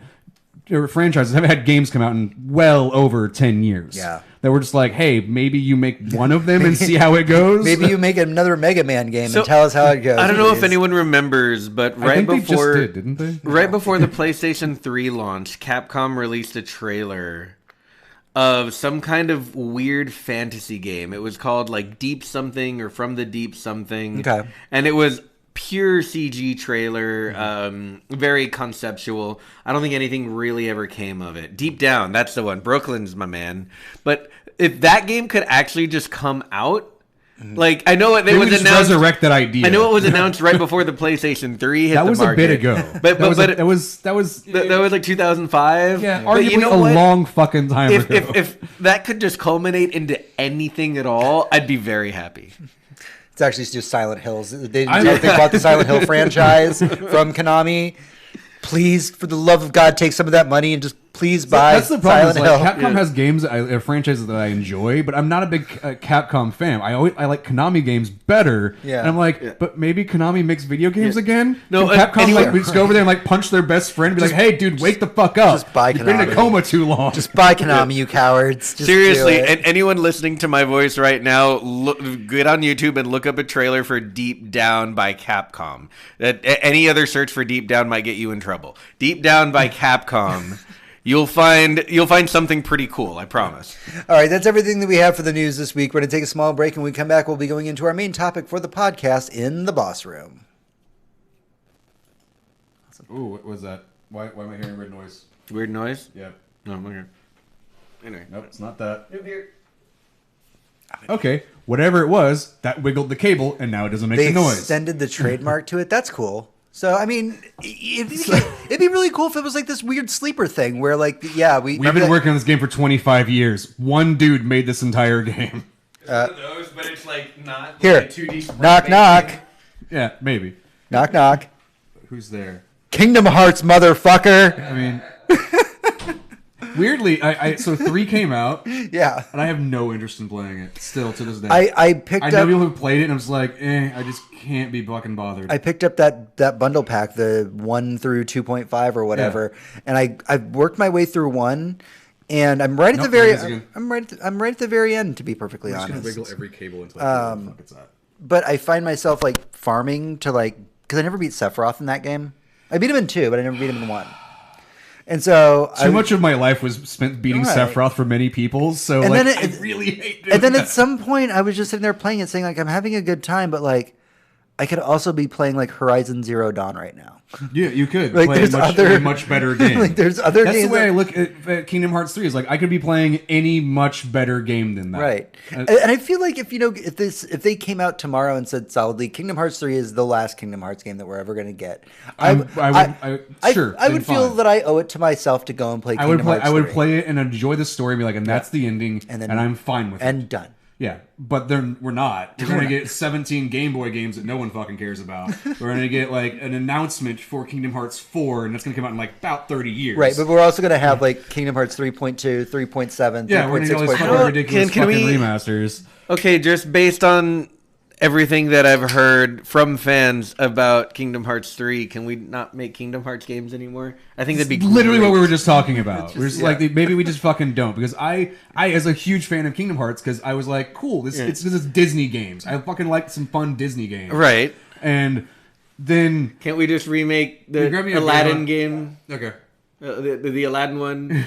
The Aladdin level, or... No, like, the Aladdin game for the Super Nintendo. Can't we just... Let's just remake that. That was arguably awful, but not as bad as No, the no, Lion it was King it was game. hard. It was not awful. That was No, a the good Lion King game was fucking awful. The Lion King game was fucking dog awful. shit. The Aladdin one I remember being very annoyed at because it was complicated. It was so hard. And it was that was very not bad- like that was like Cuphead level platforming. Yeah, that was a platformer when you're like the thing is I didn't own it. I could rent it, and it was hard enough to where I was like I rented it twice and was like I am not doing that again. Yeah.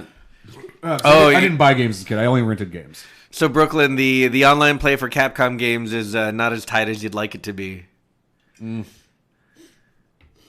Yeah, I'm on fire tonight. Yeah, I know. No, for me it's just like okay, so what? Everybody's online games fucking suck. No, they don't. There's a lot of most online games are. I've been playing Destiny 2 like all weekend. Oh, dude, I am super angry at their fucking their connection system because they don't have dedicated servers for PvP still, and it fucking drives me crazy. How would you do a game like that with dedicated servers on for PvP? For PvP, dedicated servers need to be a thing. Because right now it's still host based and it's connection based to player to player. Right. You're asking Bungie to just host an enormous server farm for their PvP 24/7. Well, yes, Yeah. because everybody else has. There's a reason Call studios don't Call of do Duty that does anymore. that, and their connection works way better. Speaking of Call of Duty, we should get into the boss room. Oh yeah. I also haven't pressed boss room or any of these titles, so because since I can't see them, they don't exist, right? Oh shit! That's I true. clicked edit. I hit the wrong button. I just meant to hit titles. Like 8 things just popped up. What did you I clicked the press? edit button. The edit button literally The launches edit button everything. literally launches all the things for me to edit stuff. Turn the button off. Oh, I clicked the wrong one, motherfucker. I said that as I clicked the wrong button. I was like, oh, that was the wrong one. I'm just saying, maybe don't have that button. No, That don't button. click. Oh. I need that button to close because that's the wrong fuck. I know what the fuck I'm doing, Hector. It looked like you were closing out an unsaved show, Which so I do panicked. need to save this show. So file, save project as, and then I have to go over here because I can't fucking. Tired of Capcom fighters. I can see why you'd be upset about Capcom I fighters. did hear really good things about I- Killer Instinct's netcode. I feel like my love for Darkstalkers would really push me to want to have that. It's something that I love. It's my weird thing that I love that franchise. So you know what? But like, I'd almost be willing to say you were talking about Capcom selling things. Why don't they just sell Darkstalkers to Arc System Works and let them do it? Oh my god! If Arc System was Oh, work, God. if Arc System We've Works been in can Boston make this entire time. every I game. actually didn't have to press the button. Arc Systems works. Arc System works. Yes. Okay, please make all fighters from now on Right. just as gorgeous as you can. All right. I want more games. I want more 3D space in my fighting games. Like I get the Like sides- Tekken, like Yeah, 3D, more, 3D. more like Tekken, more like Virtua Fighter, things Okay. like that. Because like I was playing DOA. I was playing Apparently Tekken 7 is Mortal amazing. Kombat 11, and I was playing another fighting game recently, and it was very much the side-scrolling, jumping back and forth thing. While the characters are 3D, I didn't get that play of space feel that I got from the other ones, Right. which I know turns into all these other fighting styles. You have to switch between them. Would it it turns really- into a complicated thing. I'm like more just like no, I just want my characters to move a bit more. Well, what it does is it turns the fight into assholes side strafing. Yeah. That's the game. It's called footsies. That's what Tekken is. Well, That's what watch Tekken at Evo. It's what- like what- 90% what was, side strafing. The guy has a giant demon sword that's a fucking eyeball on it. Soul Calibur. Soul Calibur. Calibur. Yeah, Soul Calibur. 'Cause Okay, Soul that Calibur was is too good. mu- Soul Calibur, but I had all that like I just can just roll around in a circle and you could never hit me. Do you know why I that was feel like very that irritating. works in Soul Calibur? Because Soul Calibur is a fighting game about weapons, which means you have a horizontal attack plane and not just a vertical one. Yeah. And if I sweep my sword to the left and right, your sidestep didn't do dick. It got you fucking Did cut. Stadia Or you know, actually? what's her hold name? on. When you stab it in the ground, it shows wherever you are at. It just rapes you right in the. I'm sorry, I'm butthole. reading what Brooklyn's putting in chat. So the Stadia introduced the term negative latency to predict player inputs and implement them Yeah, we're based on putting AI in the code. that Yeah. is fucked up. They're putting AI in the code. No, it's not real.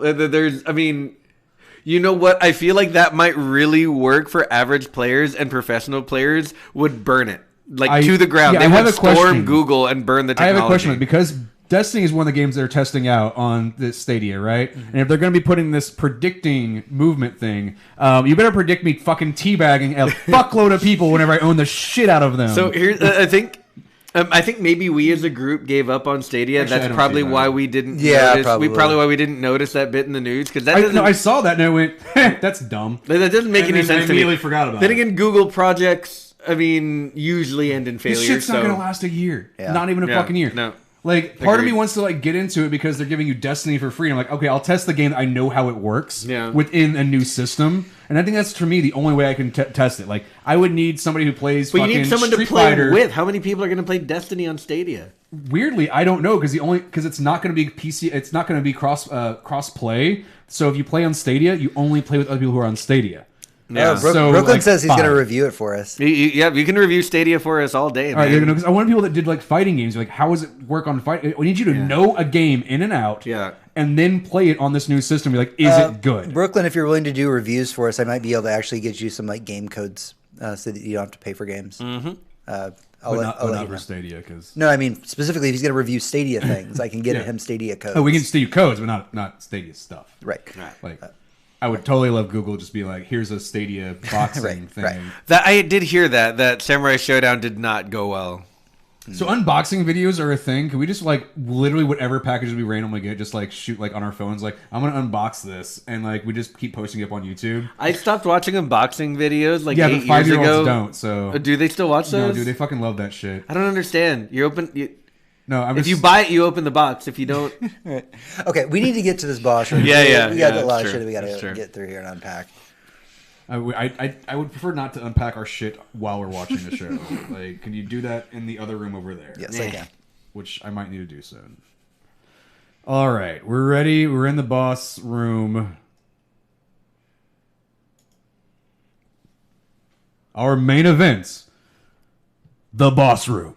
Hey, adventurers, welcome back. You've been so enthusiastic today. Yeah, I've just good. been trying I something dig it. different. Yeah, I've been I doing like like it. this, you like sound a little bit like the announcer from Soul Calibur. I was going for like a In wrestling the announcer. darkness stirs the boss room. They always have like the weirdest lines in They Soul do. Calibur. It's like coming to you from this like dark side of the lake. All souls merge into one Or it's as just the like- planet fucks itself. Or it's just like lava in a pit, and it's like courage kill and the mercy audio. will follow you in this arena. It's so Okay, ridiculous. so basically, I just need to play some more of this and then just rip off all of the dialogue. You should. You can just probably YouTube that shit. Yeah, It's yeah, I'll just do that. ridiculous.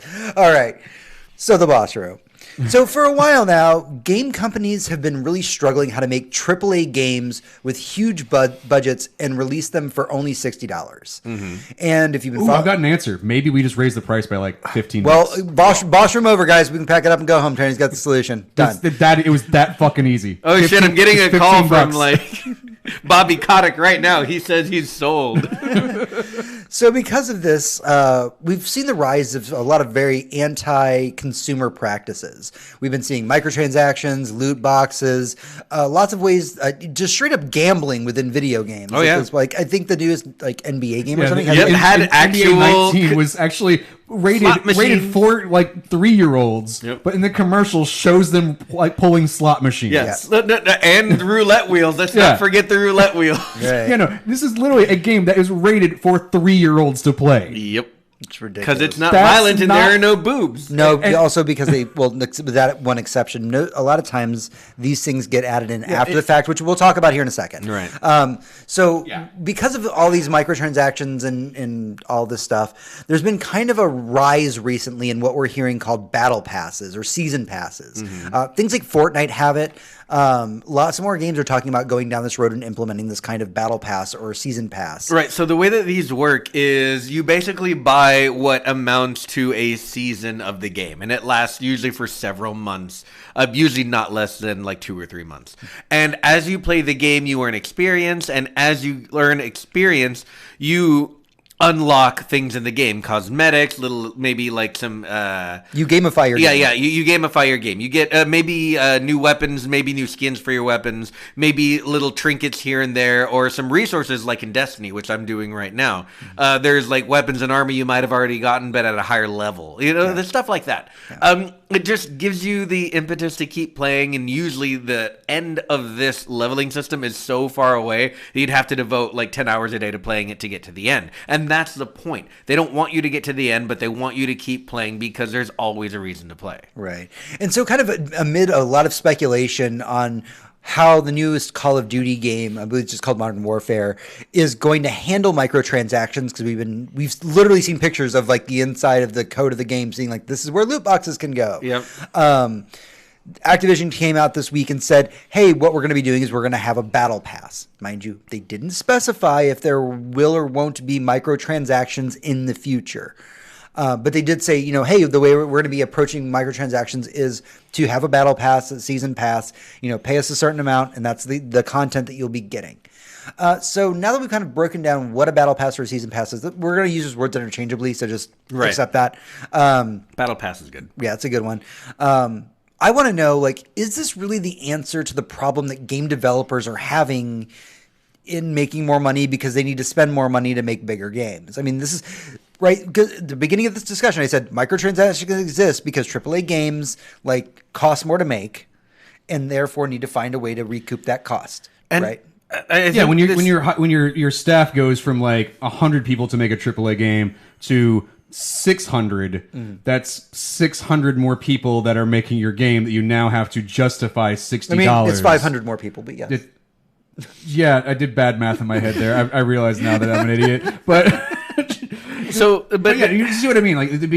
You have to go okay, we either need to sell this many exponential higher number of copies for this amount, or we find another way to still sell the same amount of copies, but also nickel and dime people more. Right. So here's why I have to disagree a little bit with that assessment. Okay. Is the thing in the game industry is whenever a game really just breaks ranks and just kills it, the bar raises for how much money you can make on a video game. And as soon as the industry figured out that it was higher than movies, even blockbuster movies, they went nuts.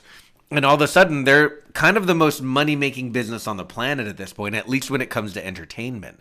So when you set a new high bar, when a God of War or a Monster Hunter World comes along and just knocks it out of the park, everyone goes, well, we need those numbers. Mm-hmm. And then the worst part is when you have your overly predatory studios, EA is an obvious example, Ubisoft to a slightly lesser extent, your Blizzards these days, you get people with games that sell millions of copies and then turn around and talk to their board about what a failure the game was because it didn't hit that bar. And all of a sudden, employees aren't receiving their bonuses, even though it took so many more of them to make the game. Oh, yeah. I mean, wasn't there that old story that I want to say it was Obsidian that made Fallout New Vegas? Mm-hmm. They had to hit a certain Metacritic score to get their bonus. And they were 0.1 under. Right, and it's a Metacritic score. I mean, it's some fucking website There's where they aggregate entirely reviews. Arbitrary. That could have been us putting up one review being like, hey, it's a 10. Right. And that would have given them a little point, and then everybody got their fucking bonus. And that's the only that part is, we failed because we didn't do they didn't get their money because we failed. That's the only part about what you said that I disagree with is that there's now it went from needing 100 employees to needing 600 to work on a game. Sure. But also games used to make a couple $1 million and now make around $1 billion. So yes, your workforce went up by obviously large percentage, but your profits went up exponentially. Yeah, no, the profit to number of employees hired is ridiculous. Right. The disparity between the two. Imagine the profits are ridiculously high. The number of employees actually is relatively low compared to that. Right. And it's the idea that the grass is always greener. You see a game like Monster Hunter World or God of War or Spider-Man, Red Dead Redemption 2 selling these ridiculous numbers, and if you are a publisher, a AAA publisher, meaning you're just in charge of things, you're not actually making a game, you're just sitting there pushing paperwork, your idea is oh, they sold 10 billion units. There's not even that many people in the world, but they sold it. We need to sell 12 billion or we're a failure and nobody gets any money ever. Right. And that's because there's that grass is always greener idea when it comes to the economy of this. It's not good. They need to look at the same way the film industry is, which is well, we're not making that kind of movie, so we're not expecting that kind of numbers. Right. No one expects their Oscar movie to make, Endgame money. Yeah, no. We know that Endgame's not winning fucking Best Picture. Right. Was it a good picture that makes me cry every time I watch it? Oh, yeah. Yes, because I have fucking 15 years of fucking film investment in this with this shit. Okay, 11 years, but still, it's a lot. So I am associated with these characters. It makes me feel something for them. Is it going to win Best Picture? Fuck no. There are way better movies that I've seen this year. So to round this all the way back to like the first thing Tony said, when video games decided they needed to make more than $60 a pop to make their numbers, they decided to get creative. Unfortunately, they got creative in the wrong way. At first, it was going to be DLC. It was going to be, we can add more to the game later. Right. And all of a sudden, it's, here's this randomized loot that you can get by playing the game. But you can get a whole bunch of them at once for $20. You want to give us $20? The problem is that we find ourselves from the old school 360 era where it was a paid DLC, right? And we still see this in things like The Witcher. It's just a flat out paid DLC is not a problem. The expansion passes have been a thing since Diablo 1. Here's an expansion. You pay $20 for the expansion. You get another 10 hours of the game. Call it a day.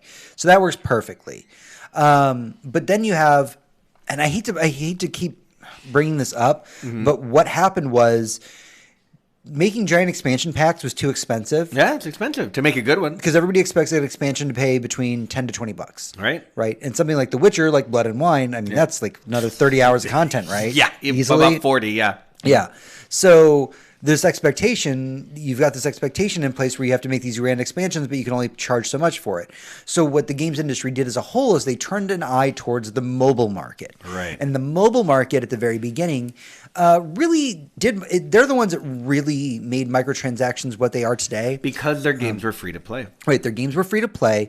And so it wasn't really, they didn't find it offensive to say like, hey, pay a couple bucks, get a couple more energy to do a thing. And for the most part, 90% of mobile games are pretty chill about that. They are. But the ones that make the most money, things like your Clash of Clans, they get power for money. It's a straight up trade. Right. And let's not forget games that are heavily franchised, like a lot of the Harry Potter mobile games where you literally have to pay to play the game. Right. And I don't mean in a sense that you buy the game up front. I mean in a sense that you get so many turns to do things per day. And if you get stuck in a spot and you need to move again, you got to pay for it because you wasted all your turns today. Right. Or you got to wait 24 hours. Bye. Right. Hope you had enough game. And so that's the model that the video games industry kind of brought into the fold. And that's what made us do this entire year of ranting that we've been doing about microtransactions and loot boxes and how horrible those business practices are. Right. But now we have the rise of the battle pass or the season pass. And so ultimately we have to ask ourselves, is this the best solution going forward?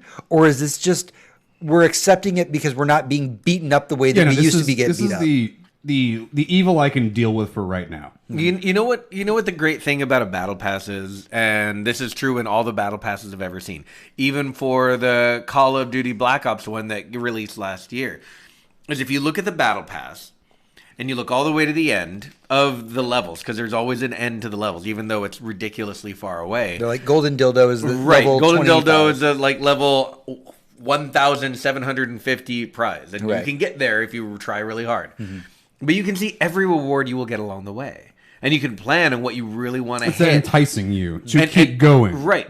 But what it doesn't ask you to do is gamble on any of that. It doesn't ask you to like get to level 5 and you can either get this or 5 other things. Aren't there some battle passes out there, and correct me if I'm wrong, this may be me speaking ignorant about it. Aren't there some battle passes that if the season ends and you haven't gotten everything, you can like plop down a dollar value based on the number of things you forgot to unlock? That is actually a thing. I'm not I'm sure that exists. I've never run into. No, it. there are other games that do that. I think Fortnite is one that if you didn't, Fortnite would make sense. If you didn't finish everything, you can unlock it. To finally bring up Destiny on the show this week, that is something they said was going to be happening in their new season pass model. By the way, well done, guys. We made it all the way to the end without talking about Destiny. Well, I mean, eventually we got to the both point of playing season right passes, and we had to because they have a season Oh yeah, pass. I actually made a note in here, like make sure you talk about Bungie for Tony. They have a season pass, and I literally pulled this up to show Hector earlier. This is where I'm currently at in my season pass because it's the first thing you click on in their app is to show you where you're at. I'm at level 97 out of 100. Yeah. By the way, I'm at like 35.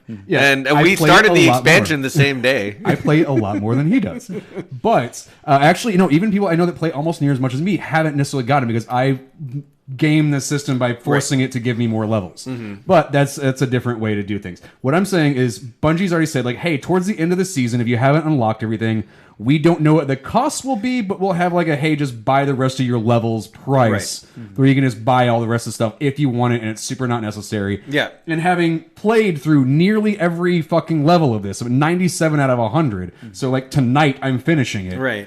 There is a benefit to buying the battle pass because some of the stat rolls are better. Yeah. At least my observation of them is. So that's entirely Are you sure that's subjective. not just RNG? It could be RNG, but it seems to be my subjective understanding of it is the more time you put in, the better your shit you get out of it is. But they did say, hey, we're gonna put in a you buy it later if you missed out, if you want to get these things. But if you really do sit down and look out of it, because it is only seasonal equipment and is only going to really be useful during this one season, and if you're at the very end of it, buying it isn't going to fucking help you because none of it does anything. It's mostly just cosmetics. And even the things that aren't cosmetics, if you get a shit roll, you get a shit roll because that's the way the RNG system works. Brooklyn brings up an interesting point in chat that there are some battle passes out there that if you don't buy them, they track your progression. Yeah. They basically show you like this is what you would be earning if you bought it, so that if you want to, you can still buy the battle pass and then retroactively get all the things. Yeah. Right. I don't know Destiny does that because I didn't. I know I already got the season, so I don't fucking know. That would be kind of cool to do. Be like, hey, this is how far you got. And they do something similar in that they have like they do still kind of have buy these other things for actual money. They buy these armor skins for actual money, but if you get one. If you buy one through like the non-real money store, because they sometimes put those up, they actually drop the percentage price for the overall cost. You don't have to spend that 20% because it's 5 items, so 20% per item. If you have one item, 20% off. Get two, 40% off. The more items you get through other means drops the overall price to where if you're missing that one, you'd be like, fuck it, I'll spend $1 and get this helmet. Yeah. So let's talk about a couple dirty things real quick, though, because everything that I'm hearing is... This still sucks. I'm not on board with this, but this is just the way it is. I'm really stating the facts. Okay, because right now it sounds like the panel seems to be like battle passes, this is good. Oh, no, this is just... I'm stating facts about a battle pass. My opinion on the battle pass is the cool... Just charge me $20 more and fucking give me everything. Well, in the larger context... You just want an expansion pack. No, not even an expansion pass. If I'm buying a game and they're like, yeah, we're going to release all this game over a whole year and it's going to be $60 and it's going to be a year's worth of content spread out. But you have to keep playing and keep unlocking these things every season. Oh, I see where you're going with that. I'm like, no, if I paid $60, fucking give it to me. It's mine. Give it to me quarterly if that's the way you're going to release it. But I fucking paid for it. Do not make me do other shit to do the thing that I gave you money for. Here's the huge caveat we probably should have thrown out right at the beginning of this section. We are talking specifically about microtransactions versus a battle pass for multiplayer games. Right. Any kind of microtransaction, any kind of battle pass in any single player game, anything except for just DLC with more story in it can go fuck itself. I'm looking at you, Ubisoft, and all of your games. Sorry. Wow. I breathed into the microphone because I was giggling. I was like trying to hold back the giggle. Seriously. Way to call them out there. I needed to say that because I like Ubisoft as a company, but the shit that they have done in their single player games, Assassin's Creed, both Odyssey and the one before that come to mind, the Egyptian one. Please fucking stop that. You don't need to do that to your games. You have a lot of really good Origin. You have a lot of really good multiplayer franchises that you can do good things with. Please do that. But we all agreed at the beginning, or me and Tony did, that a video game should probably cost a little more than $60 these days. Yep, right. Totally okay with that. adjusted for inflation. I feel like in a multiplayer sense, which is why I made this caveat, in a multiplayer game, if you're going to play it longer than the 2 or 3 months most games last, they would probably really like you to give them more than that $60. I feel like this is, out of all the options we've been presented, the best way to do it. We are currently paying less for video games for right now than what our parents bought our video games for when we were children. Oh yeah, and I don't even, and that's not even adjusted for inflation. That is literally just the cost. GoldenEye cost my mother like $70, $80. I paid. It's not a thing. I think I saved up all summer and paid $60, almost $70 for Super Street Fighter on the Genesis. The Shaquille O'Neal fighting game was $90 when it came out. That doesn't surprise me. I think GoldenEye was like $80. Let's put that in reference. The Shaquille O'Neal fighting game. Shaq Fu. You're thinking of Shaq Fu. Yes. That wonderful game of that happened was $90. People spent money with that to get that fucking piece of shit. A game that would right now cost about $20. Because the way, society strictly decided, based on nostalgia. Let's not do that. Right. But also, don't buy that game for $20. If we went into inflation, the cost of inflation for a game that cost $90 in like the early to mid 90s would be nearly $200 right now. Yeah. We are still paying way fucking less. I am more than happy to pay more for a video game to get rid of ads. First off, get rid of ads. Oh, yeah. All right, so let's not do that one. We know that that's the end game solution here, obviously. Right. That's what everybody's kind of rallying towards. But that detracts from the conversation itself, right? Which is the microtransactions versus the Battle Pass. Yeah. And when we talk about the Battle Pass, one of the questions I kind of had for the panel was, right now we're seeing the beginning of the Battle Pass, right? It's just kind of coming out. Yeah. We're kind of getting used to it. It's definitely in its infancy. It's in its infancy. I like that we're getting it. Okay, so here's the thing. Like, it got introduced with games like Fortnite and games like PUBG because they were free to play. And it was a way for developers to be like, we're not ready for a bunch of shit, so here's things that are very easy for us to give you while we actually work on things. Especially because originally the Fortnite and PUBG teams are very small. Yeah, these are like 15 people teams. While I still should, on principle, have a little bit of a problem with this being in Call of Duty at all, since I'm probably going to pay $60 for it, the idea that the game should cost more than $60 and the fact that I can do it through a battle pass rather than through loot boxes where people can buy power and guns and bullshit, Are we still looking at Call of Duty for that because we're not sure if that's actually in there or not? It's a little bit more of a good thing than when I say the lesser of two evils. It feels better than lesser of two evils. It feels like, and again, we don't know if they're going to release loot boxes later in the life of this game. They did it in Call of Duty Black Ops, the last one. I expect them to do it again. It would be nice if they didn't. But doing it this way makes me feel like Call of Duty, at least this Modern Warfare version, is trying to set an example. Mm-hmm. And that alone makes me feel better about picking up the game. But is there a reality in which the Battle Pass system can be abused? I.e., let's talk about the great Street Fighter controversy of content already being on the disc. It was a pay to unlock at that point. Is there a reality in which this idea of the Battle Pass can really be abused by publishers? Well, because we're talking about games, and when you gamify things, there's always a way to abuse it, i.e. buying experience boosters in a single player game, Assassin's Creed Odyssey, that will it's still so shitty. You please pay us to play less of our game. The thing about, we do need to point out the fact that the reason you keep bringing that up is that the game Assassin's Creed Odyssey does reach a point that if you do not use XP boosters, the amount of grinding one has to do to get a level up is so absurd that just you won't enjoy the game whatsoever. That's the reason we keep bringing that up, and I just wanted to clarify. They designed the game to have that element in it. Right. When we talk about mobile games and other multiplayer games with really predatory microtransactions that force you into buying them, imagine having that in a single player game where you interact with no one. It's literally the game fucking you until you give it more money. Just stop playing it. Okay, but okay. Enough of that rant. I think it's a good idea, and there is a world in which, yes, if you have to buy the battle pass. Obviously, the whole point of a battle pass is that you don't have to buy it in order to play. But it's easy to gate things behind a battle pass that people are obviously going to want. Say they're about to release a whole new like echelon season of Fortnite. If in the new Battle Pass everything new is in there and you have access to none of it if you don't buy it, that's kind of fucked up. And there's worse and worse things that I'm sure I haven't thought of because I'm not Bobby Kotick. One of the ones that I believe it was Fortnite that did this was. If not, it was one of the other free-to-play, like stupid fucking 99 people games. But I believe it was Fortnite that did this. You have the season pass. You bought the $10, $15, $20, whatever it fucking costs.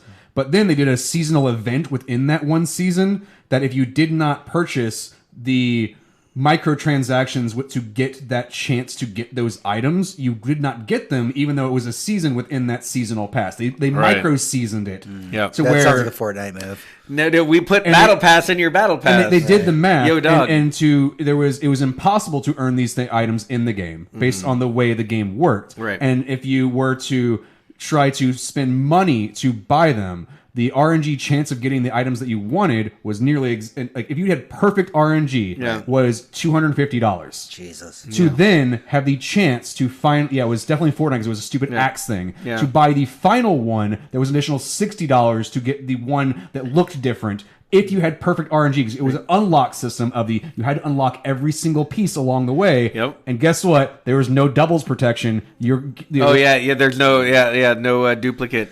So it was you had to spend $250 to get to that point, to then spend another $60 to then get the last piece for an event that was within a season that you already fucking paid for. So it is abusable, and we do live in a world where someone just last week or the week before spent $150,000 in microtransactions for one game. There's someone currently, right now, spending thousands of dollars on a game where they should be spending it on the SurlyNerd.com with us on a donation page because we are way more entertaining than if you donated $150,000 to us, we don't quit our jobs. Right? This show would get so good. Right. We would do this show literally every fucking day. Yeah, absolutely. In a much, I like the new place, but an even much nicer place than this. There'd be lighting. Maybe some animations. A dude that's not me doing the fucking audio stuff.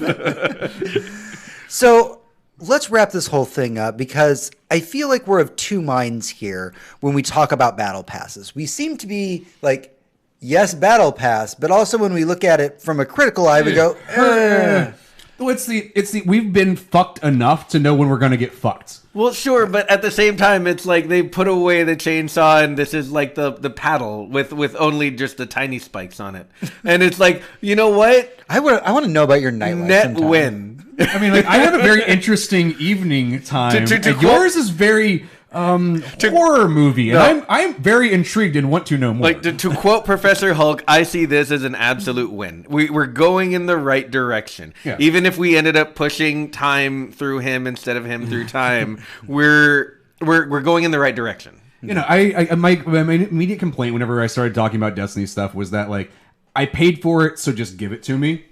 Which is my answer for the end of it. If I give you $10, just at the end of it, go, fuck it, you didn't earn it. We're just going to unlock it for you. Because now it's useless, and you're not going to need it for the next season. I get that. Don't make me spend more money, but I already fucking paid you for this season. Right.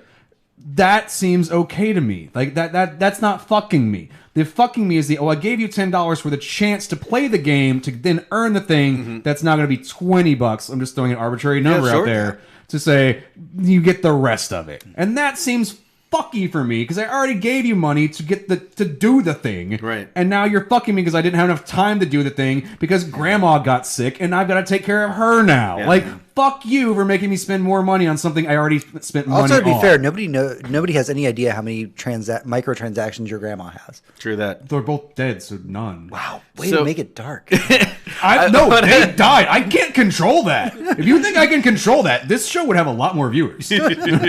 So just to give one final little anecdote, and talk about Destiny again for half a second.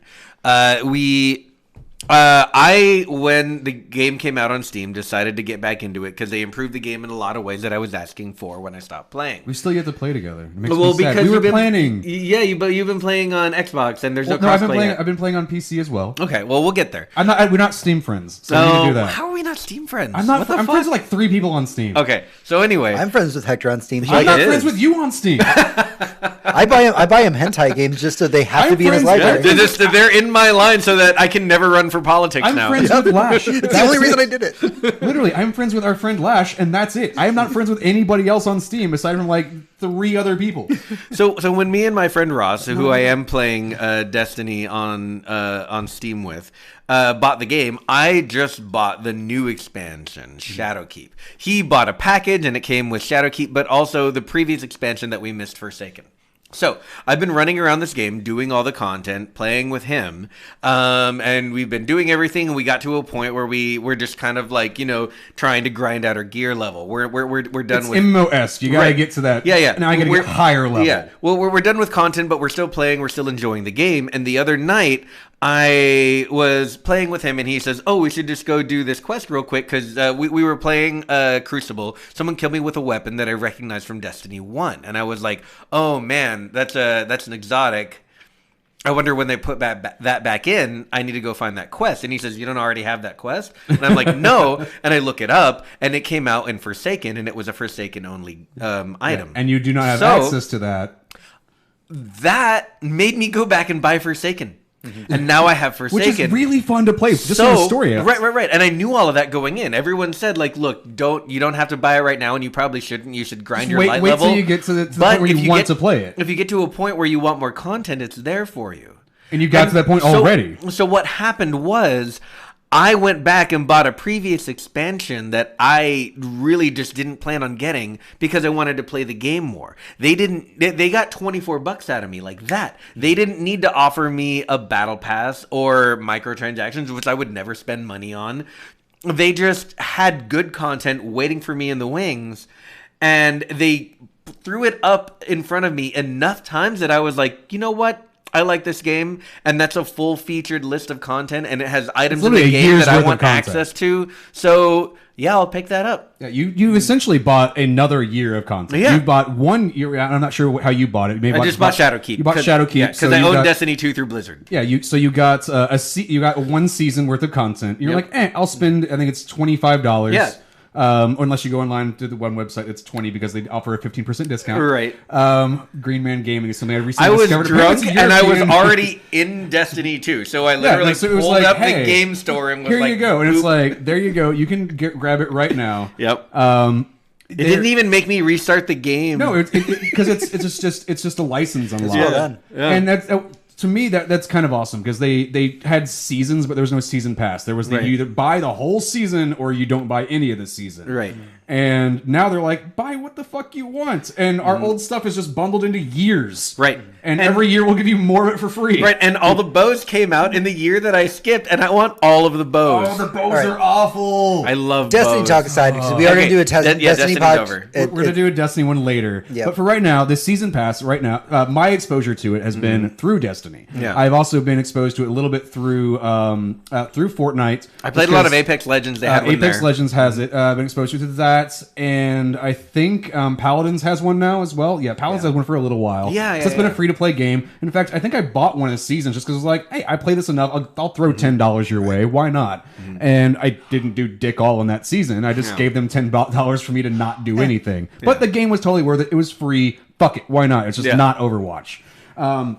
If something, let's just throw a hypothetical out there real quick, right? What if something like Overwatch decided to do that, where the only way to unlock new heroes is to buy their season passes?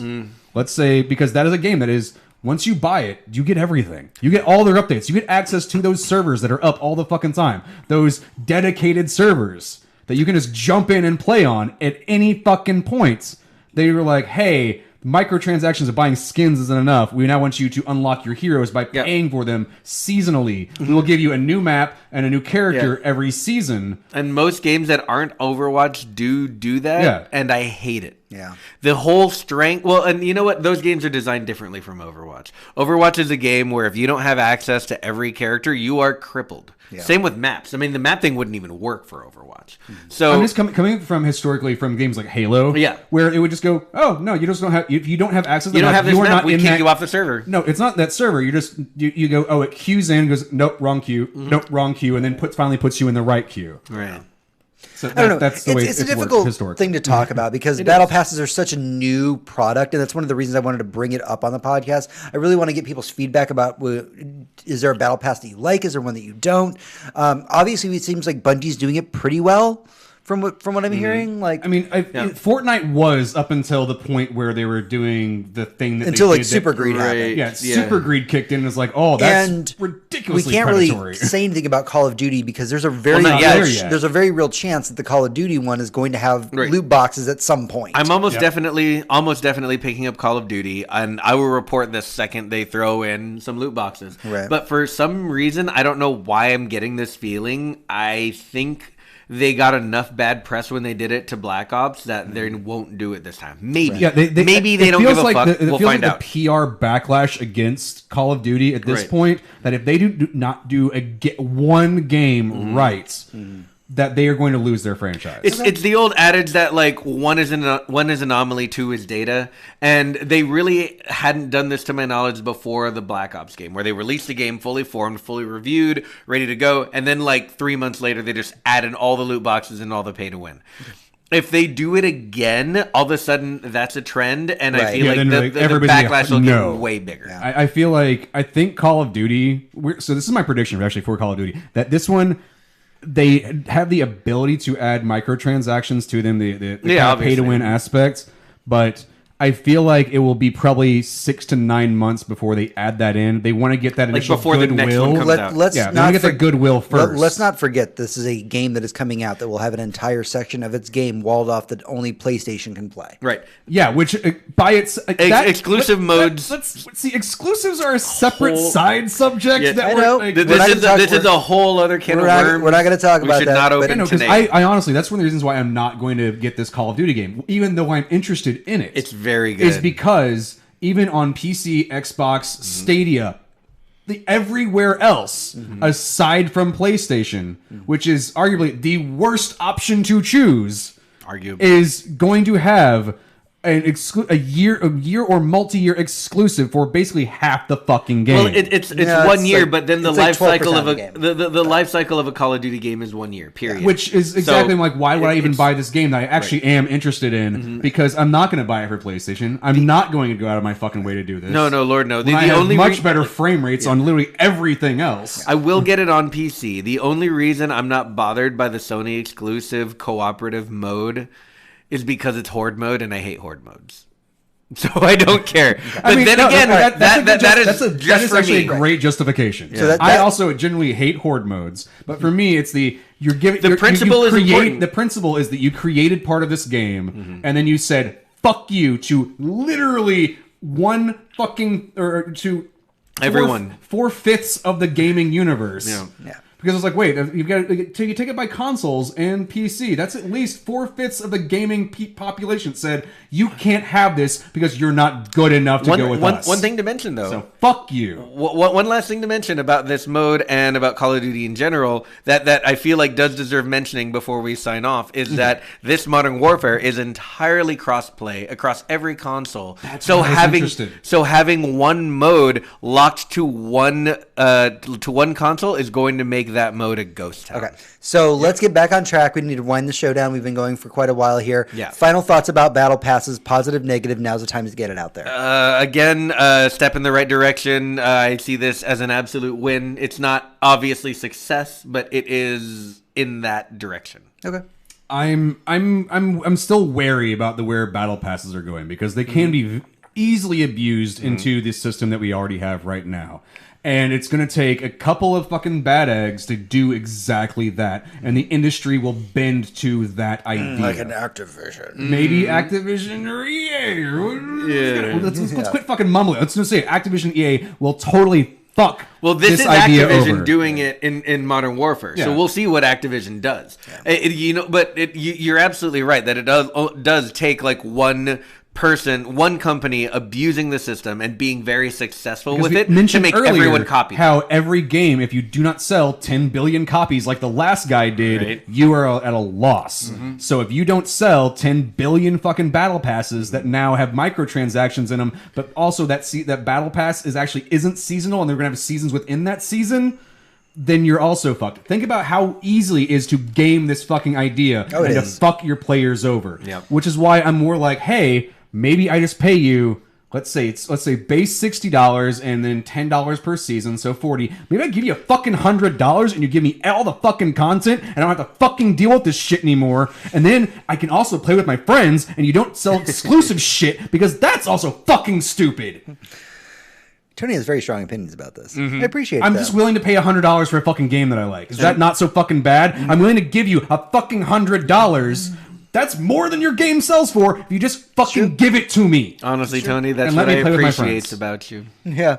So the concept of a battle pass is very complicated. Having game companies needing to pull in more money to make these big AAA games obviously have some like simple solutions, some more complicated solutions. You know, we've been kind of giving the pros and cons of all of it. The battle pass does seem to be like a decent middle ground for right now.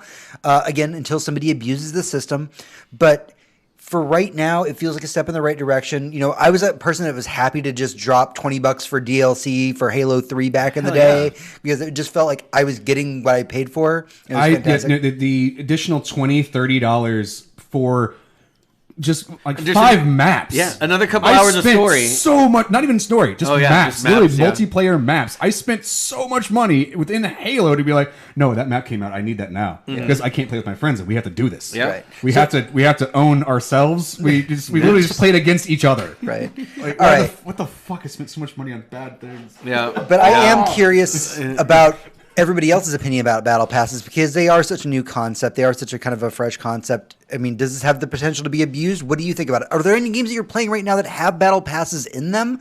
Give us your opinion about them. Tony, where can they do that? Facebook.com/TheSillyNerd. Like, share with your friends. @TheSillyNerds, our Twitter accounts. The Silly Nerd, info@thesillyNerd.com is our email. I'm lost. Just go to the Silly Nerd website. Donate there. Donate on twitch.tv/TheSillyNerd. Or watch us 7:30 Central-ish. We're doing better. We got a new set. We bought things for it. Give us money so we can pay off the set that we bought shit for. Naked Geralt of Rivia in that tub back there. Right between us. I've been specifically sitting the way I am, so there's a naked dude right between me and James, as it should be. I should really point his crotch like at the camera. We need to put a little thing where he can we set him up at an angle and he's going to be looking at the camera. That'd be cool. You should look at our camera, which we need a better one of those. So definitely hit that fucking donate button and stuff. All right, that's everything we have for the show this week. This is episode 331, I believe, in the books. Yes. Thank you for everybody coming into our chat and participating. Thank you to all of our listeners out there that have been listening, giving us those likes, those ratings, those reviews. Every single one of them is very important to us. Until next week, for Tony, this is James. For James, it's Tony. And I'm Hector. Adventurers, good night. And good game. I had an idea. Yeah. Since we're very close to 333, we have a halfway to evil episode, which we just do like horror movies and stuff. I It's love right that around idea. Halloween. Yeah. It's actually like 1 week It would be like right It's afterwards. good. No, it's actually really Yeah. good because I don't think a lot of people will expect it. Like, yeah, I know we want to talk about the news and stuff, but we just title it like halfway to evil, and then we just You know go what comes on. out like really fucking soon is Into Darkness, and that I feel like we all need to watch together, but it's a thing. Which was Into Darkness? So I'm just saying bye. I'm signing us Oh, off. yeah, yeah. I really need a pee. Brooklyn, thank you so much for hanging out the whole episode. You were awesome. No, Into